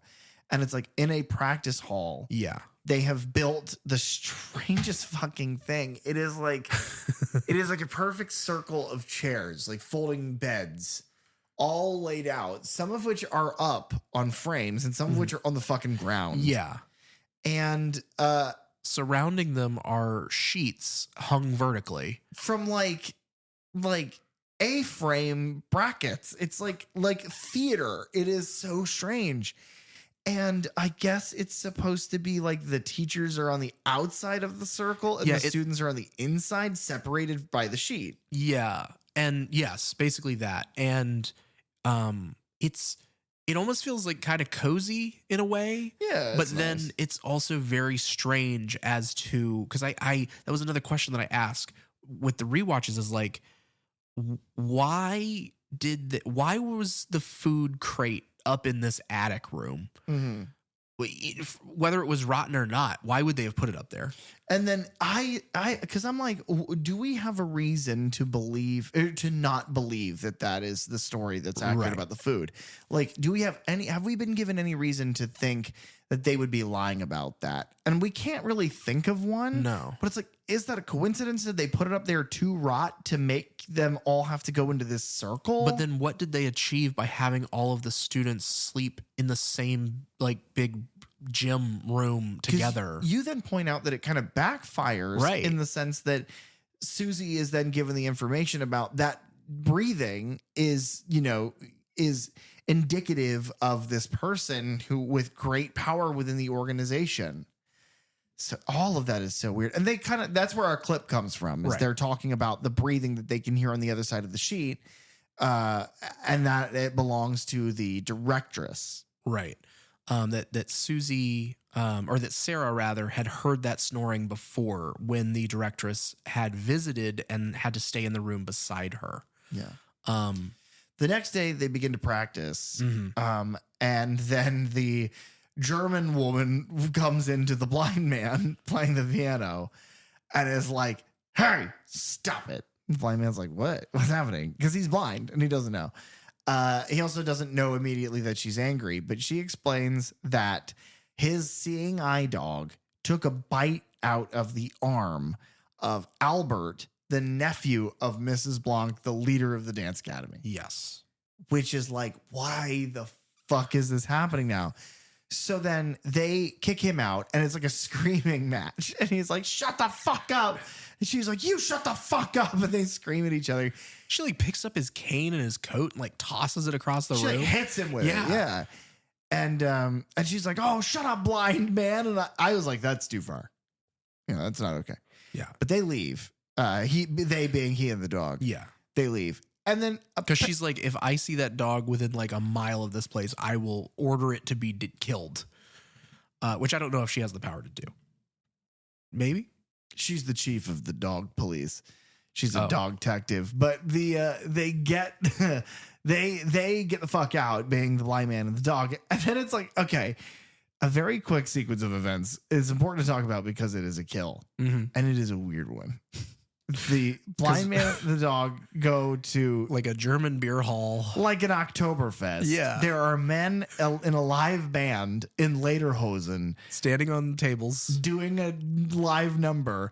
And then this woman escorts him, the blind man, out of the restaurant. But like, they're still in the middle of playing. So I don't know if maybe it was like, "Hey, I can't see. Can you help me get out of here?" Right. I don't know what it was, but like, "Hey, man, you've had too much to drink. You got to get out of here." You said, you can't even see the show going on. You said, "Hey, man, listen, these guys are putting on a show and you can't see it. So you got to go. You got to make," because Germans are famously, they do not accept the blind. Right. That's a rumor I'm going to start. Yeah. But I'm playing a dangerous game. Yep. They kick him out. And so then he's walking with his seeing eye dog in like the middle of a courtyard with all these like columned buildings around him. And then the dog starts going fucking nuts. So then he starts going like, "Who the fuck is there? What are you doing to my dog?" Because you start hearing like bird, like, or not bird necessarily, but like flapping noises, like wing flapping noises. Yeah. And you see like shadows flash across the buildings and stuff. And so, and the camera, the way that the camera is swooping over him and things like that, it's like, is he about to be attacked by some sort of flying creature? I would say the scene is a little too long. It goes on for a little too long, but the framing of it is gorgeous because they shot on location. Well, and he's like dead center of this square, and it's like there's no one around him for like a football field in any direction. He is completely alone. And so it's like, except what is about to happen to him? And then in an amazing moment, because dog actors are great, dogters. Yeah. No, that wouldn't work. I'll workshop that. I'll get back to you. But it pans up to one of the buildings. It's like the building to his west. It's like on the top of the steeple is like an eagle gargoyle. And then we watch from its, like it pans up to it. And then from its perspective, it glides down and to the dog. And then the dog jumps and bites the blind man's throat out. Yeah. And like starts to eat his body. And it's like, it has to have been a possession. And that's just a really cool way to visualize that. But anyway, that's kill number 3 is this blind man. Unless you count a lot of those maggots. But I don't think we have time to tally them up. I don't. You do get a close up of one of the other guys, like boots, like crushing a bunch of them. No. That's not another guy. That's the instructor. Those are her heeled boots as she walks down the hallway. But you see there is another guy as well with her. There's another. Is it Mark or whatever? It's not Pavlo. Oh, the young guy who they, I think, assume is gay or has made love to Pat before her passing. Yeah, they make a comment. He seems to be interested in Susie, and they're like, "Oh, you know, he's kind of cute, don't you think?" And then, but they say like that he and Pat were together before she disappeared, and then they kind of make this like comment that insinuates like, well, he can't be into you because, I've heard, I don't want to start any rumors. And it's like, what are you getting at? What is happening here? So Yeah. I'm unclear what the point is of that. Also, he doesn't really play a big part in the rest of the movie. Like, No. he's just kind of a guy who, he is a student at the school, but then he isn't very wealthy. Because again, Olga is like obsessed with how much money everybody has. And so he has to do all these like odd jobs around the academy for Miss Tanner so that he can live there. Right. But so yes, Daniel, the pianist, has been killed by his dog. We're back to Sarah and Susie in her bedroom that night. Actually, Susie, I believe, leaves. And there is this, it's one of the strangest shots in the whole movie to me. And it is this extreme close up of Susie drinking the wine that night. Yeah. And it is so close that you only see the wine glass. Yeah. And it tilts up to the right or the left-hand side of screen. And it's someone drinking it, but you don't see Susie. You don't see her face. You don't even see her lips. You don't even see her hands. You see nothing but this glass. And it drinks. And I don't know. It's a wild shot. Yeah. She is like basically every night that she eats this food and she drinks the glass of wine, she then becomes like catatonic. Yeah. And so Susie and Sarah then are hanging out, and they hear the teacher's footsteps, because Susie asked earlier, like, hey, do the teachers normally sleep here? They're like, no, they stay in town. They always leave at 9:30 at night. And so then they hear the footsteps in the hallway, and they're going back and forth of like, oh, yep, there they are, like clockwork. They're leaving. And then Susie, in her kind of like, sleepy state, I guess, is like, no, they're not walking out of the building. They're walking the other direction. Yeah, if they were walking out of the building, they'd be going left, but they're not. They're going right. And so Sarah's like, oh, well, I wonder where they're going. And she deducts that she could count the amount of footsteps that they are taking in order to hear kind of the direction that they're going. Yeah. Now, I'll say, I wonder if this scene works better if you have a really good surround sound system. Like spatial audio? Yes. Yeah. Because probably. the way that, because whenever you see her note later that she takes, it's like a number over a number over a number over a number. And it's like, that's how many steps she hears, like down this hallway and then down the next hallway and the next hallway. But it's like, how would you hear and know which way that they're turning and any of that spatially? And so, because we're just kind of sitting there, camera is looking at her face and her eyes are kind of going and she's counting out loud. So it's just a little nitpick again. Yeah, but I think that's a fair one. Again, the thing is, and we said this earlier, if you're looking at this movie to be, succinct without any kind of holes or without any kind of, well, it falls apart in this way or that way. It's like, yeah, of course it does. That's not the point. The point is like the teachers keep saying that they're going home, but they're not. So then where are they going? They're teachers at a dance academy. Yeah. And also, the maggots were because of the food crate, but why is that there? And it leads you to feel a little, suspicious. Yes. What is truth and what is a lie, or is there a game being played here? Are we being are they trying to force the girls into a situation or something like that? Like, I don't know. It sure makes me suspicious. Great. The The next day, Susie has like tea with Madame Blanc in her like tea room sort of thing. And this is also where we've heard it a couple times. Susie witnessed Pat leave that first night. Mm-hmm. And whenever she did, Pat seemed to be yelling something over the sound of the storm to someone inside the academy. Right. Just inside the door. But she could only make out a couple words. Those words being secret and iris, or secret and irises. Right. She says some sort of flower is what she thinks, at least. Now, in this scene is, once you've seen the movie once, you know what to look for. But in the background of the scene, you have the painted irises then on the wall. And After that, Sarah and Susie go to the pool, and Sarah reveals that she was the one on the call box that night who didn't let Susie in. Mm-hmm. And that she was friends with Pat, and she was the one that she was talking to. The pool's interesting too because the bottom of the pool has like a decorative pattern, Yeah. and that pattern reminds me of the stained glass. Yeah. Yes, everything, it's all geometric shapes and patterns and things like that. The other thing to point out about similarities here with different set pieces and whatnot is it seems like when we're following Pat around in the beginning and she's up what we believe to be in the attic of the building, the attic of that building where she's being stabbed is saturated with blue light. The attic where we find the maggots is saturated with blue light. It's like anytime we go behind the scenes in the academy, it's blue lit. We've spent a lot of time, even the bathroom of Pat's friend's apartment is blue. And not a main living area. The main living areas are typically decorated with like red or like reds and browns, very earthy, very homey things. But then in places that would normally be safe when odd things are happening, Dario just blasts it with this really vibrant green light. Yeah.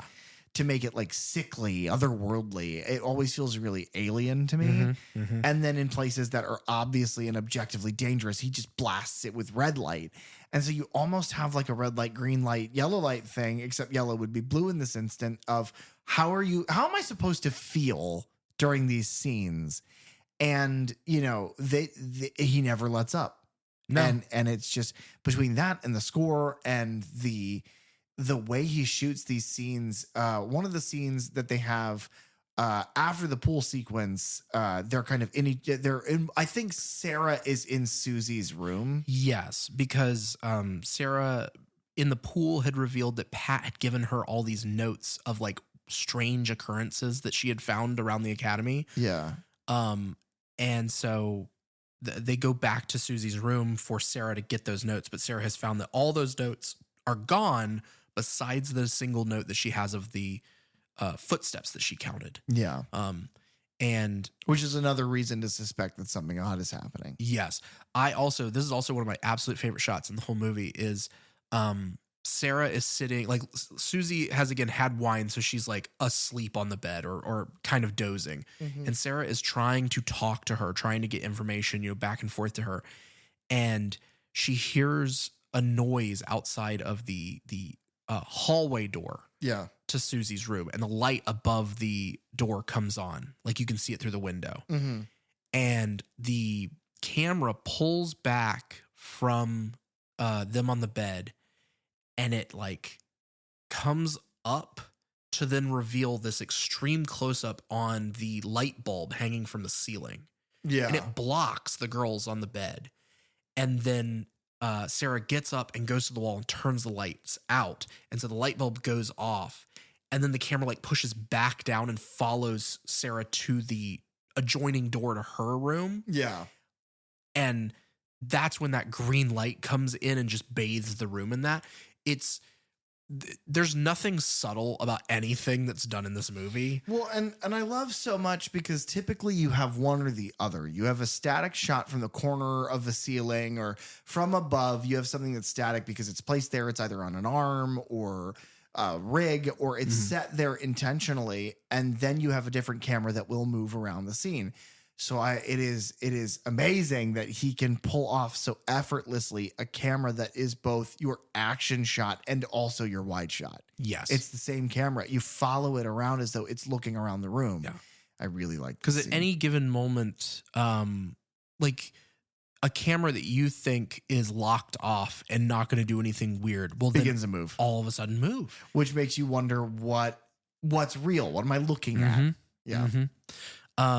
So this is where Sarah then, goes out through her bedroom, and she is running through the hallways, and, the score is kicking up, and every time she's like kind of turning through these hallways and staircases and things throughout the building, like shadows flash, and you get that witch, those little stings that happen. And she eventually goes up in the attic room. And she's definitely being followed by something. Yeah. And because we get a shot of a cloaked figure walking down the hallway, and then they open up like a straight razor like a Sweeney Todd-esque Yeah. sort of straight razor. And I noticed that there are 2 pins, like what you'd probably like tie your hair or like pin your hair up with in that case as well. And those end up in her eyes later on. Yeah. But you see that, and Sarah has made it up into the attic, into the secondary room, and locked herself, like latched it behind her. And she's kind of cowering there. And this is because this whole scene where she goes out this little window reminds me of, I made the comment when we were talking about Halloween 2. Right.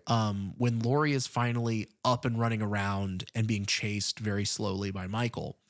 And she goes down into the kind of boiler room-esque, and then she finds the security guard body hanging. She climbs up and out of this window. Yeah. And you have that whole scene is bathed in blue and red light on everything. Yeah. It's all these like safety lights and things, but very much stylistically looks similar. Yeah, because she in this point is in this very blue room and stacks these like crates, Cases and crates and things, yeah. and climbs up through like this tiny little window. But where Laurie kind of tumbles outside Onto some boxes. Yeah. Sarah falls on a room filled with razor wire. Yeah. That's just where the school, this dance academy, you know, they store all of their razor wire just loose in there. Years later, a cancer patient named John Kramer would purchase all of that razor wire for use. Yeah. And he did nothing wrong. He did nothing wrong. Where is he? Never has. We need him. We really do. Help us out, John. Kramer for president. And oh shit, John Kramer for president, and then his vice president is Kramer from. Well, no, not him.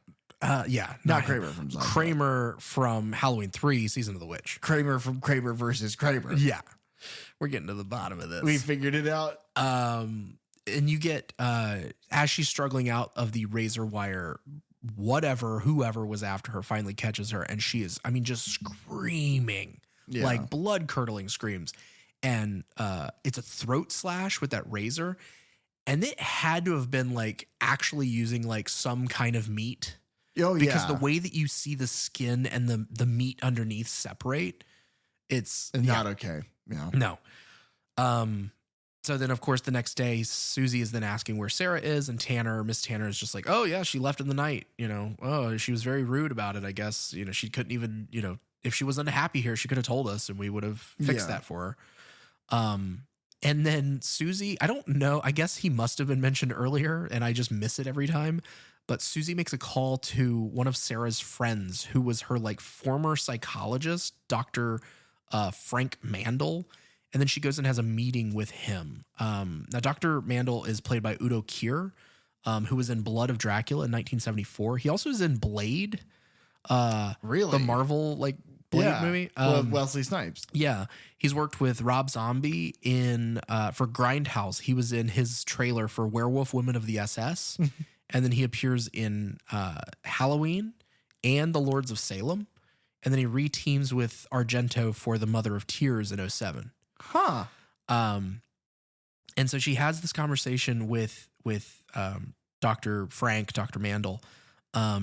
And he gives us like a huge expository dump of, you know, the TAM Academy, this dance academy was founded, you know, way back when, by someone who people thought whenever she came here, they thought she was a witch. Her name was Helena Marcos. And she was known as the Black Queen. And she had founded a school, an academy for dance and the occult. Yeah. And then she did that for 10 years. And then she was killed in a fire. And then like her partner then continued the school, but just as a school for dance. Definitely nothing occult going on there anymore. They dropped the silent T. Yeah. His appearance was apparently so rushed for him that he had very little time to like, he didn't get to read the entire script. And so, since the movie was filmed like without recording sound during the scenes, they were going to dub everything anyway. Right. Like I almost made the comment because I couldn't remember exactly what the thing was about this scene. I thought he was reading off of like cue cards or something. Cause like he keeps kind of looking down. Right. And what it is apparently is they had someone else like laying down on the other side of the bench from them, feeding him his lines, and then he would just repeat it back. That is so funny. Because they're just going to dub it anyway. Yeah, it doesn't you can't hear matter. it. And then what's strange about this scene is like immediately following this long conversation of exposition about witches, then he's like, oh, well, I've got an appointment. Why don't you talk to my friend over here, Professor Milius? And then this other guy comes over and then does another expository dump about witches. But Professor Milius is played by Rudolf Schundler, and he was in The Testament of Dr. Mabuse, which is a 1933 Fritz Lang film as well. He was also in The Red Queen Kills 7 Times, which I believe is a horror film from 1972. And he was in The Exorcist, apparently. Was he in Schindler's List? I don't believe so. My day's ruined. And his main thing, Professor Milius reveals that the Coven of Witches basically draws its strength and its power from its leader. Right. And from like causing other people pain and suffering. And so if you were to like kill the leader of the group, then it would kill the whole group. I don't know much about witch lore. Again, I promise this is real. This happens in this movie. Feel free to look it up. And I think this scene and these two conversations, even though I think it's a little weird that we like back-to-back info dumps about witchcraft, I think they're supposed to represent like the two different ideologies here. Sure. You one have- very believed and one very skeptical. Yeah. Like, I have read about this stuff and I don't think it's real. I think that people being obsessed with witchcraft and the occult is a mental illness. And then you have the old man that's like, no, it's real. And Yeah. this is what happens. Yeah. Well, and then the other thing that I found weird about this is that when we were watching this the first time, I took a phone call right about at this moment. I took a Right. phone call and I was like, hey, let me give you a call back. I'm looking at the time and we only have, and it was like, normally the expository dialogue is like second act Yeah. stuff. We had like 15 minutes left. there's in the not movie. much left. Yeah, it was wild to do all of this info dump about all of what's happening and then immediately end the movie. Yeah, it's because everything up until this moment has been like a mystery as to what's going on. And then they're like, oh, no, by the way, it's witches. And if you didn't believe me, then believe him. It's Yeah. witches. And this guy is putting the pieces of Stonehenge into the buttons for the masks because Yeah. of witches. Yeah. I think Check out our Halloween 3 season of the Witch review with Dylan. Yeah, I think what you're going to find is that any time that the answer at the end of the movie is witches, I love that movie. Yeah, there it is. What about the Nick Cage, Ron Perlman season of the Witch film? I haven't seen that. I have. It's awful. Okay, let's go put it on right now. Oh, God, no. Vote on that. Do you want us to talk about that? Please, guys, please. The thing I'll say about Rudolf Schundler is he was a West German actor and he couldn't speak any English nor any Italian. So this is the one where you really notice, like, Yeah. he is speaking, he's Just a speaking different German. language, yeah. And so Jessica Harper could not understand him while he was saying his lines at her, That's so funny. but she has to respond. And so apparently what he would do, she was, fighting to keep a straight face. But what he would do is he would like lightly tap her leg with his foot whenever he had finished his line of dialogue so that she then knew when she needed to respond at That's the correct cool. time. Yeah, that's cool. So they go back and forth there. Yeah, I guess, she didn't really know how to do really big nuanced performances yet. She hadn't gone on to be Janet in Shock Treatment. Right. So she Right. really hadn't cut her teeth yet. Yeah. She also appears later in 2002, I believe, in Steven Spielberg's Minority Report, which to go all the way back to the beginning of this episode's chat, stars Tom Cruise. Oh my God. It's all connected. You pointed out like probably the best shot in the whole movie. Okay. When in one of these rewatches. And it wasn't until you really said something that I'm like, it broke my brain. Okay. And then I had to back it up and be like, I don't know how they shot this. because as they're talking, the camera work in this whole scene, once they hand over to Professor Milius, Right. It's it becomes amazing. It's another Wes Anderson shot where it's perfectly like depth of vision, right at a focal point, perfectly symmetrical. Yeah, they're on a 2-shot, and we're looking at both of them talking to each other. Right. And then the camera zooms in past them. It's like past the 180 line, past them in the center. It goes beyond them and into their reflection, but it is dead on. Yes. So how are we not seeing the camera? Because this is 1977. Right. So what I think it is, and like when you're And looking I have a at theory it, too. there is a black rectangle Yeah. in the dead center of frame. Uh-huh. And what I think it is that the camera itself is built behind a black wall. Okay. That when you zoom in on that, the reflection, you will not then see any of the camera people, any of the people running anything there. And the only thing that's out is like the lens, basically. But it's so dark that you wouldn't be able to see it. Right. Okay. My theory is that black box is like kind of a deeper cavity of like maybe like a parking garage or something that has an overhang that's casting a very deep shadow underneath it. And they just shot at the perfect time of day where it is in total darkness. And so in the reflection of like a tempered glass that is already dark, like the window might be, you then wouldn't see the darkness of, this area. And that's how they hid the camera.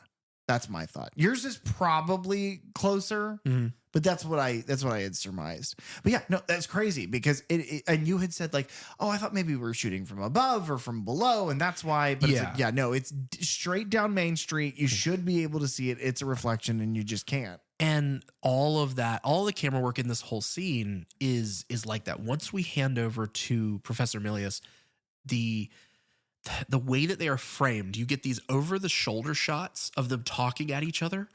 But normally the way that those are shot, like you're seeing just kind of the side of somebody's face. This, you're seeing the direct back of both of their heads, shot, reverse shot. And they just keep pushing in tighter and tighter and tighter until at one point, like the back of his head is almost filling half the frame. He's covering half of her face visible to us from this angle. Yeah. And like the focal length is so like they must have shot on like a long telephoto lens. And so it's like crushing. It makes them look like they are almost kissing from this angle. When we see the other shot that we were just talking about where it zooms past them, their faces are 3 feet apart. Yeah, they're quite a distance. They look like they're sitting on opposite benches. Yeah. Yeah. And so it's just this very odd. And here's the thing. Like Sam Raimi's camera work with the footsteps in the kind of rafters in The Evil Dead, you do not need to do that. You don't need, it's not necessary. But it's thematic. It's in thematic. Building. It's creepy. Yes. It's unsettling. It shows the void between these two people as she discovers information that will change the outcome of her entire life. And all of this is happening as you crush, but then you pass the veld of what they're talking about into the absurd in their reflection. And it's all mirrored in this mirrored shot. And it's just like, that's not what you need to do. It's what he wanted to do because he knew what the fuck he knew how to make a movie. He knows how to compose a shot. Yeah. Ken, let me tell you, coming out of Halloween Resurrection, boy, oh boy, is that just is that sweet manna from heaven. Yeah. I'm glad that like that whole scene where Sarah was running around the whole academy and was being chased through all those beautifully lit rooms and everything, that we weren't watching half of that footage from very, very early 2000s shitty digital video cameras. And then I'm also happy that when the person caught her, it wasn't Busta Rhymes in a Michael Myers mask. Again, that movie's fun, but this is actually good. So we basically then move to our final set piece, which is all the other students have like left the academy to go to some show. Yeah. And so Susie is basically left alone there with I guess Miss Tanner or Miss Blank. And she's like following through all of the like clues that we've gotten up to this point. Right. She follows the amount of directional footsteps. She goes to the places where she should go. It's everything that has been set up now has paid off. Mm-hmm. She knows where she's going. She goes into that room where we've seen a couple times with the MC Escher stairs in the background and the paintings. It's like Madame Blanc's like lounge almost. Yeah. And she finally notices the iris paintings in the reflection of a mirror. Yes. And it draws her attention there. And then we get a flashback, finally clicks. Now, you say flashback. I wanted to point this out because this is not my pet peeve that I talked about in several other movies where it's like in Evil Dead 2013, whenever they flash back to something that happened moments prior. Right. This is a flashback that we have seen cut to several times throughout the film. Yeah. This little moment of Pat screaming in the storm to somebody behind the door. But there's new information that is revealed here. Uh-huh. There is a secret basically that's been held from us this whole time. And so every time we cut back, we kind of get just a little bit more information, a little bit more. And this is finally the big reveal of her saying, you know, I have seen the secret behind the door. The painted irises turn the blue one. Right. So not the same as what would normally bother me whenever you show I don't just hate flashbacks as flashbacks. Right. I hate them when they're pointless. Yeah. When it's something that like, no, I remember that. I like flashbacks when they're used like this, especially if it's like, you're going to take what I thought I knew and reveal something different about it. Yeah. And the thing that's revealed is that the blue iris in this painting is a door handle. Right. And Susie goes into the room and kind of sees like this harkens, speaking of Harry Potter, this reminds me of Goblet of Fire, where David Tennant's character and Peter Pettigrew are talking to a malformed Voldemort. But Harry is saying this in a dream through the eyes of the Muggle man. And then they turn and kill him, presumably. Voldemort turns and kills him in that hallway. Right. It's like she's looking at this hallway on a conversation she's not supposed to be saying with this evil witch in a chair who's like, the American girl, we have to kill her. She must disappear. She must disappear. And she's like, oh, fuck, I got to get out of here. So she goes into this different room, and where NPC comes to die, a glass rainbow peacock is sitting on this weird, like, shelf. A bird with the crystal plumage. There it is. See, I immediately thought of like NBC. Yeah. Yeah. And I'm realizing now that is silly. It is. Because this is not an NBC movie. No. It's ridiculous what you just said. Oh, you should be ashamed of yourself. You know, it's actually No Buono Ciao, which is the Italian NBC. She is immediately made aware of a presence in this bed behind a veil. Yes. And before she goes into that room, I just want to point out that Albert is there as well. He is present, the nephew of Madame Blanc. No Band-Aid on his arm. No. Weird. And he notices Susie in the hallway. Yeah. And he points it out to Pavlo, who then begins searching. And that's when Susie ducks into this other room. Yes. And she finds Sarah's corpse. Now with her eyes, it's an odd look to the makeup. She's all cut up because of the razor wire, obviously. But her eyes seem to be wide open with these pins like stuck in each of them. Like in her pupils. And then her arms have been nailed down to this table that she's on. Yeah. And then one of the she's like smiling. Yes. It's really weird. It's very, very odd looking. It's horrific looking image. Yeah. Well, and then she makes it into the next room where there is like a panther. Yeah, there's a there's a statue of a panther, and there's a bed that is behind a curtain, much like Shrek goes into the tower and finds Fiona. Oh man, that's really good. I fucking hate that. That's a really good pull.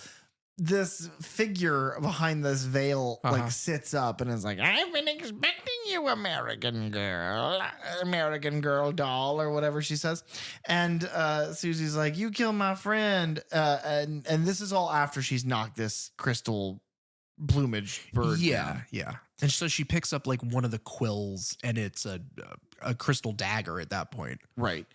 And so she goes to yank the veil away to kill Helena Marco, who she assumes is the person she's now talking to. Yeah. Because it's just the thing she's saying. I think she even calls herself by that name. Yeah, she does. She self-identifies there and is basically like, oh, you've come to kill me. Is this, been your plan or whatever? And when Susie pulls the curtain back, the bed has an imprint that a person has been there. Yeah. But there's no one there visible. And then the corpse, the shambling, laughing, chattering corpse of Susie with the pins in her eyes and the holes in her hands and shit, comes like bursting into the room, laughing and like kind of like drunkenly meandering. It's really disturbing. And she either has like a dagger or like a giant piece of like mirrored glass or something in her hand that she's going to then kill Susie with. It is, it's horrific to look at. It's and fucked up. It's the laughter that makes it worse. Yeah. Very, very Deadite. Yes. Yeah. And then even more so. Well, yeah. So all of this is happening, and then Susie looks down and sees that there is an outline of an old woman's figure. Yeah. Much in the same way that the flash from that crystal before kind of blinded her. She keeps seeing this flash of light. And as she does, she sees the outline of Marcos sitting on the bed. So she stabs it right in the neck. throat. Yeah. And then that's very Evil Dead. The makeup on her, like the bluish, like the bluish lines all over, and like the rotten skin is just a bunch of latex piled on and tamped dry with some like blue, black, brown makeups. Yeah. It's just the only thing that's missing is like she doesn't just spit a bunch of like milk out of her mouth and then cream corn doesn't come out of her dress. But we do see the dagger go out the other side of her neck, which is probably just like paper mache and latex. Like it looks gross. Yeah, it looks decent. But I wouldn't be surprised if that was something that Raimi and them were then emulating. Yeah. Well, so the next stab works, and Helena Marcos dies. And then everything in the room, Sarah's body just disappears. Yeah. She looks like she's in pain for a second as she then just vanishes. It's like she is invisible. Yeah. And then like the panther statue explodes, and then other pieces of glass and what have you just start exploding. And Susie begins moving reverse back through these rooms that she has, explored. Which is really nice. It reminds me of the end of Halloween, where the camera just goes to all of the locations that It's like it does that here as well, but I don't think it's for the same reason. I don't think it's to set up any kind of suspense. I think it's just to go, look at this wonderful set we built. Yeah. And then it also reveals, she makes it back to the room where all the other witches were. Madame Blanc is there. Tanner is there. Pavlo is there. And they are all like convulsing and grabbing their throats and their heads. And like, Pavlo is like bleeding from all of his orifices and like, even his gums. Yeah, mainly his gums because of the gingivitis. But they're all dying because, you cut off the head of the snake and all that. And then she makes it back down. And we didn't really talk about it, but it's like once she goes through that door, the painted door with the irises, there is this hallway, this curved hallway that has these like hanging flowers that are painted there. It's gorgeous. Yeah. Looks almost like a Sanskrit or something on the walls. Yes. Yeah. And then as she's like making her way back through that, and this is like where she seems to me very much like the Snow White, the way she, spins around and like things surprise her. And so she like bumps into the walls and things like that. It's very much Snow White running through that forest and bumping into trees and her dress being like caught on things. But as she's making it down this hallway, it's like cracks start forming down the walls. Yeah. Like the entire thing was hingent upon this ancient black magic. Yeah. That now has been destroyed. Again, we are not implicitly told any of that. We are left to draw conclusions, but the conclusions are easy enough to draw. And then my favorite, The doors start splitting open, which is another thing that's in the Evil Dead. At the very end, whenever the camera is zooming through the house, the cabin, all the doors split. my favorite thing about this entire sequence is that she leaves out the front door. And as she's leaving out the front door, it's engulfed in flame. Yes. Like the entire building is on fire. And she's like leaving, and it's like she's got like this smile on her face, like, I did it. Yeah. It's like, did you? What did you do? I like because she leaves and it is raining again, and she walks out into this storm, but she has which is very much, it bookends. Her arrival was during a terrible storm, and she is now leaving during the storm, but it's like under two very different outlooks. She was afraid, she was nervous, she was confused by what was happening whenever she got there, and now it's like, I'm sure she's still just as confused, but it's like she has achieved something. She has beaten the darkness here, and she finally feels free. And so she gets that smile on her face as she walks out of frame, and then just credits start rolling. Yeah, it's immediate. And my favorite part is the first credit is just like, you have been watching Suspiria. Yeah. Like, oh, thank God. Which again, I think that is kind of they do a similar thing with the credits of Evil Dead, because Probably. at the end of Evil Dead, it's like, you have been watching the most gruesome, story of terror or whatever, The Evil Dead, and it's like it had to just be referenced to this. I think a lot. I think Evil Dead pulls a lot from this. Yeah. This and I think you see a lot of the Halloween. It's like this movie mirrors Halloween, where Halloween is not a cult in any way. It's very straightforward about just a man trying to kill these people because he's a psycho, versus this is nothing but the occult. And it's like, they still feel kind of similar. And I think it's because they were made by cool rock and roll dudes with a vision that had a cool spooky story to tell. Yeah. Well, they're both very simple in the story that they are telling.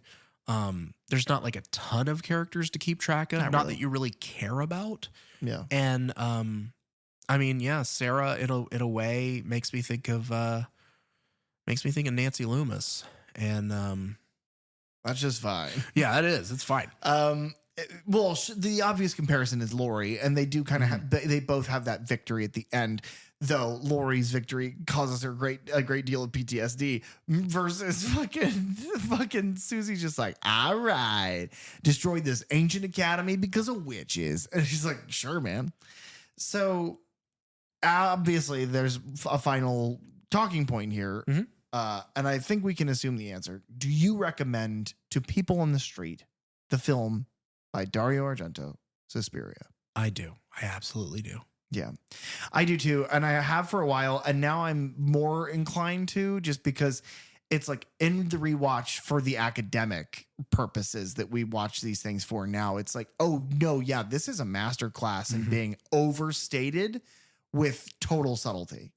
It contradicts in the way that it is bright and vibrant and popping and wild. And it's got these sounds and these visuals to tell the simplest of things. It's just, it's really good. But then it's multi-layered in, it's a simple plot, but then the themes and things that we are tackling here are deeper than that. Yeah. Because the other thing that you can really look into, and I'm sure there are video essays that you can watch on YouTube about this sort of thing, where it's like, how much of this is a statement on, like fascism, growing in secret behind closed doors of Germany. Yeah. And that plays a little bit into things that go on in the 2018 version of Suspiria. Yeah. It very much plays with like history and what was going on at the time, because that movie is set like in the 70s when this was happening. And so, I don't know. I think that there's a lot of things thematically that we haven't even touched on really here. I think that this is it's an interesting movie because it's like, it is so female led. Yeah. All of your characters are women for the most part. And the men that are there are the most blink and you miss it sort of things. They exist for one reason and one reason only. And typically that reason is like a joke. Yeah. Either that or to come in and give well, here's the little bit of information that you might need about witches, and then I'm gonna go away now. Yeah. And like that's it. They're not important. It's more important to follow these girls' story. Yeah. And you know, watching Susie get lost in the woods and then fight her way out. Well, you know, you got to fight your way out of these woods. God. Thanks for tuning into the Third Channel podcast. Please, if you have the time, rate, review, and subscribe on Apple Podcasts, Spotify, or any of your favorite podcast apps. You can follow us on social media at Third Channel Podcast, and you can find me online at thatdrosenberg. You can also reach out to us at thirdchannelpodcast@gmail.com, where we check every message, we swear. Third Channel is hosted by PJ Minette And Derek Rosenberg. Theme song and audio engineering by Fly Guy Ty. the logo designed by Bell DeVelco. Episode artwork by Nathan Walkington. Keep it tuned right here to the Third Channel for all things horror. And remember, don't touch that dial.